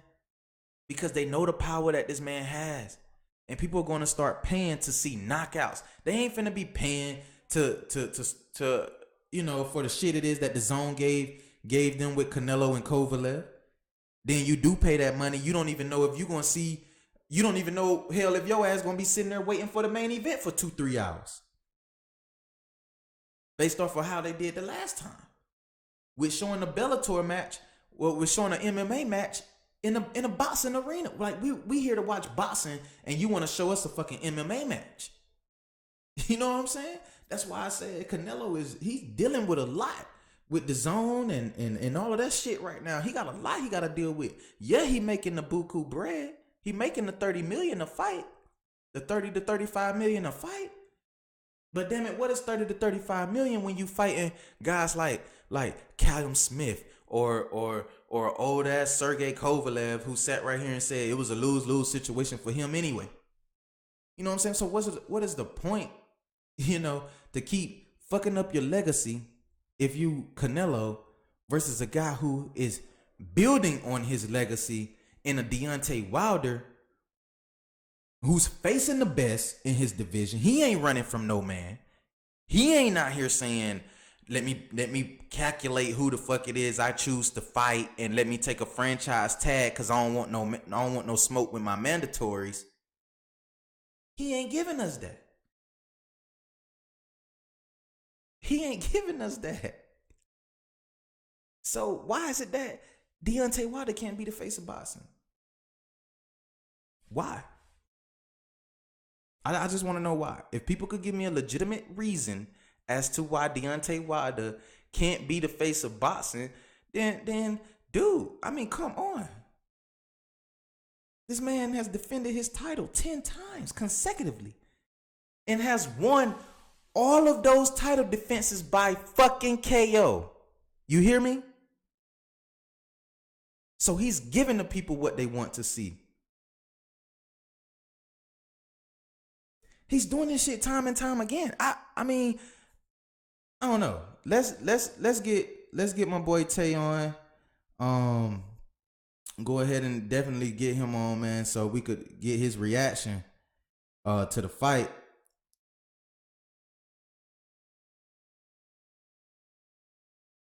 Which is gonna be crazy.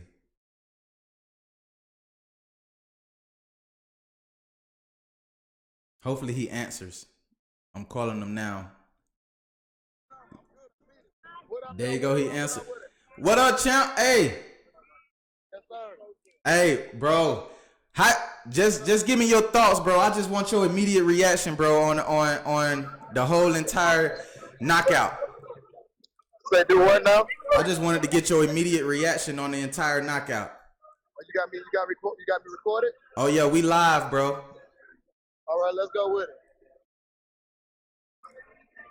Yes, sir. So go ahead, bro. Share with us your immediate reaction, bro, to the fight, man. How did you? Man, listen, I'm gonna be honest. You know what I'm saying? I knew it was nothing to worry about the whole time. You know what I mean? Just leading up to the fight, I just felt the confidence last night. Last night, me and D was texting. It was about, let's see, it was every bit of like maybe 12:41, 1:41 here. So that's like what, 3, 4, 5 y'all time, something like that. Right. So we was texting last night.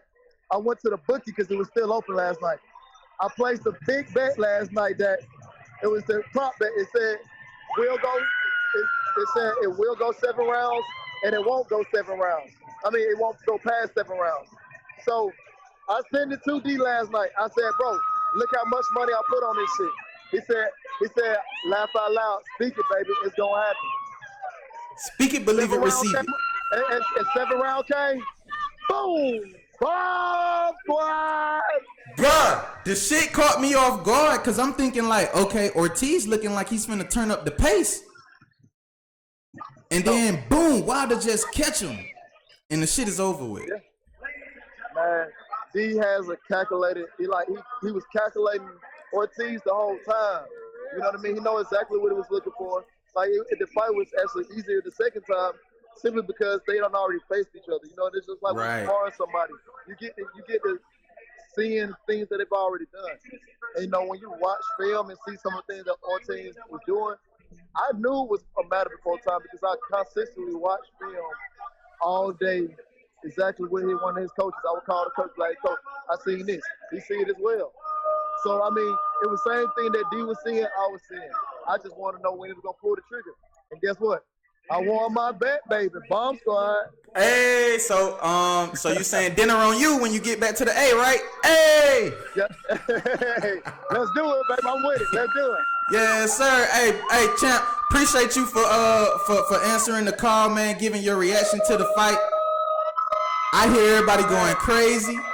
Oh, yeah. They got one more fight here, but man, like at the end of the day, man, you know, hey man, it's by the grace of God. God bless this man with, you know, some power that nobody has, man, and it's not gonna stop. You can hate him or love him, and I'm gonna put it out there.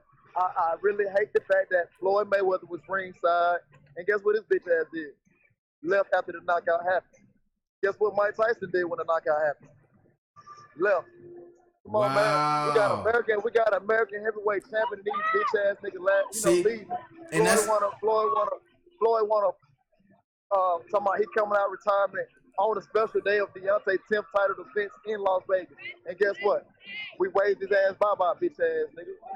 Yeah, and then on top of that, you know, Floyd being on the promotional end and him making money off of this fight with Wilder versus Ortiz. Right, that look bad. Yeah, how is that? I mean, I don't know. That was something that I had brought to people's attention too as well. How Wilder brought to the attention of Floyd not supporting him, being the fact that he's another black world champion who done had 10 titles. Come on. Who else is doing what Wilder's doing? That's why I tell people he's the true face of boxing. And it's going to be proven. It's going to be proven. Right. So I can't wait. For him to get back on, down here, because it's finna get crazy. Oh yeah, it's gonna be crazy, man. It's bigger things coming. You know, Tyson Fury's up next. You know what I'm saying? I think he's running, but he can't run. He can't hide. You know where to find him. Oh yeah, he can't hide. So, bro, you gotta give me one more Bond Squad before we let you go. And I know you finna enjoy the night in Vegas. Oh yeah, man. Bond Squad. You know. Hey, so yes, appreciate it, champ, man. Thank you, man. And y'all have a blessed night. Be safe. And definitely be looking forward to hearing you out when you get back home. Yes, sir. Most definitely. Yes, sir. We'll be back tomorrow, baby. Yes, sir. Hold it down, champ. All right, man. So y'all seen right there, I told y'all that live immediate reaction. And he told us exactly what was happening in the ring with Wilder, man. Wilder basically was calculating and playing with his opponent, given the fact that he's seen him before. And that's something that we talked about. Like, anytime you see an opponent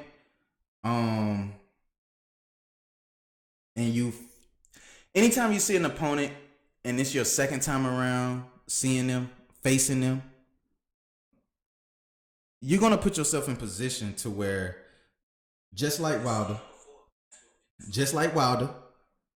you're going to put yourself in position to where you could make this a hard fight or an easy fight.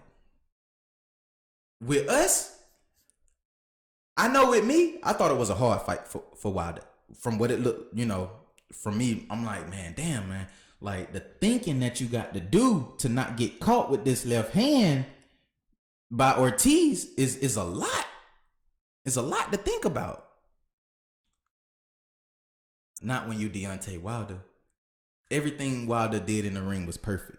Circling around, stand on the outside of the lead foot, right? To not get caught by the left hand, flush by the left hand. So he wasn't in the center line, which was amazing.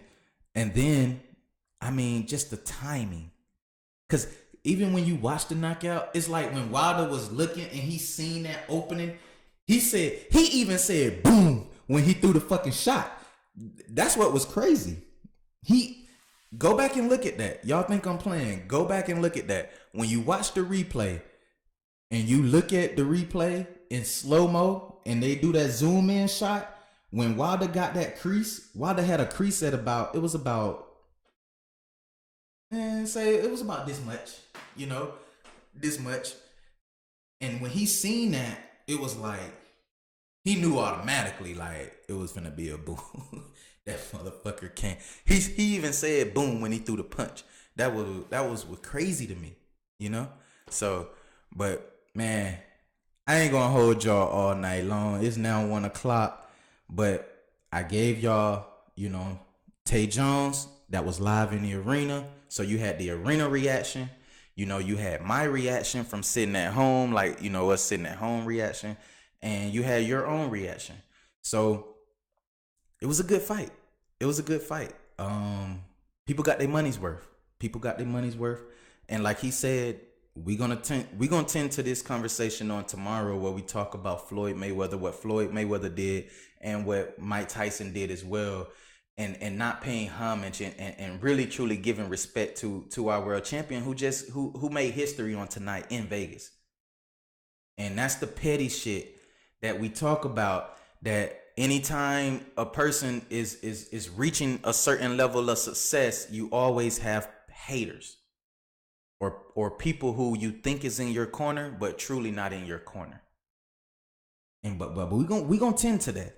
I'm gonna tend to Mayweather. I'm gonna tend to Mike Tyson, and I'm definitely gonna tend to Mike Tyson ass, because out of all people, both of them motherfuckers are AJ. They AJ people.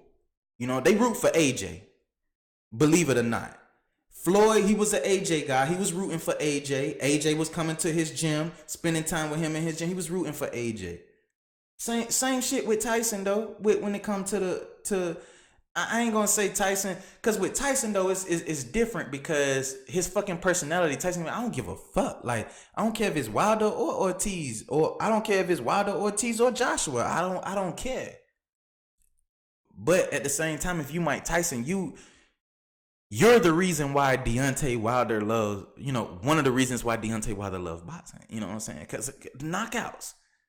When people watch boxing and they speak of boxing, you talk about Mike Tyson, because you gave us fucking knockouts. Now you got a heavyweight champion who doing it on a scale that's way better than yours. Way better than yours, right? Because this shit, what Wilder's doing, is way more epic than Mike Tyson's. I'm sorry. Those of you who are Tyson fans out there, I'm sorry. But when we talk about history, Deontay Wilder's doing it. History. We talking about history. I ain't talking about the noise, because Tyson made noise. His noise is so fucking loud that people can't separate the noise and history. They can't separate the two. If I ask a person right now who is still tuning in the comment section, how many fights have Mike Tyson had? What is Mike Tyson boxing record right now? Give me Mike Tyson boxing record right now. I already know what his record is. But if you tuning in right now, give me Mike Tyson boxing record right now, and I'm going to really truly tell you how many fights he lost. The number of fights that Mike Tyson lost is not the true number of fights that he really lost. I'm going to give you all of the fights that Mike Tyson lost. Because Tyson really truly never been in no fights. Except for a few.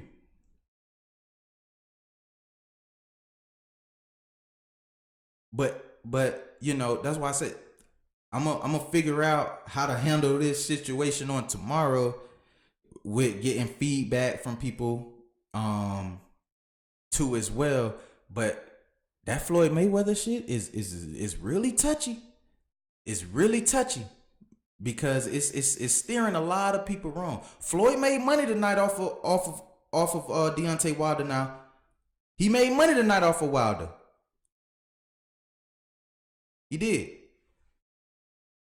Being that co-promoter shit, he made money off of Wilder. But the thing is that you make money off a man, but you won't even support him though. You know what I'm saying? You won't support him. And he's the WBC heavyweight champion of the world. But you know, I'm just saying, people not looking at the smart. This is the shit that's a problem in boxing. You know what I'm saying? That's a real big problem, because when you have people who have platforms and who can create avenues and situations to put us in position to be even more successful down the way. Oh my God, man, that's a fucking dick move on Floyd's behalf. And y'all, this ain't me just saying this shit because, you know, from what we seen watching on the pay-per-view. No, this is from somebody that's there in the arena, who's there, that's close to Deontay. He's giving y'all that. He told y'all that. So I'm gonna digress. We're gonna wait till tomorrow. We're gonna wait till tomorrow to dive into that. So we're gonna be live again tomorrow. We're gonna go live again about 6:00 on tomorrow evening. And well, I gotta see what time my Patriots play. I think my Patriots and the Cowboys got a Sunday night game. So I think we play either Sunday night or Monday night. I don't know. But depending on that, we're gonna come back live. Definitely gonna be shooting that on our Instagram and on Twitter, letting everybody know to tune in. But I promise you guys, if you are tuning in, smash the like button. Smash the like button. And then please do your due diligence and subscribe to the channel, because I told y'all I'm coming back with it 2020. JSN Boxing is on a whole new level, y'all. When I tell y'all I got stuff planned that's finna take it to a whole new level. But you gotta be able to fuck with your boy though if y'all want to be on this wave. For real. And what I mean by that is liking, subscribing, commenting, sharing. Being truly a part of the wave of what it is that we're doing here, because I'm telling you guys, we're trying to create a movement for our young fighters, our amateur fighters, because we went to silver gloves today. Our amateur fighters, man, we got some up and coming fighters, man, and female fighters. Man, I saw a female southpaw today, y'all. I ain't even going flex. Like, she is. Don't worry.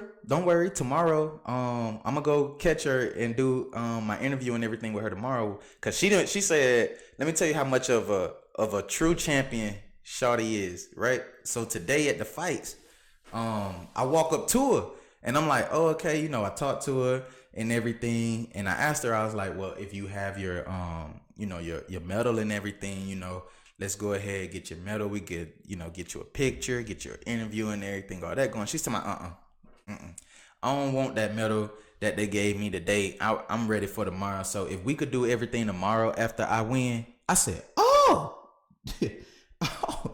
all right, little shawty, you got it. Whatever you want, you know what I'm saying? But I love that shit.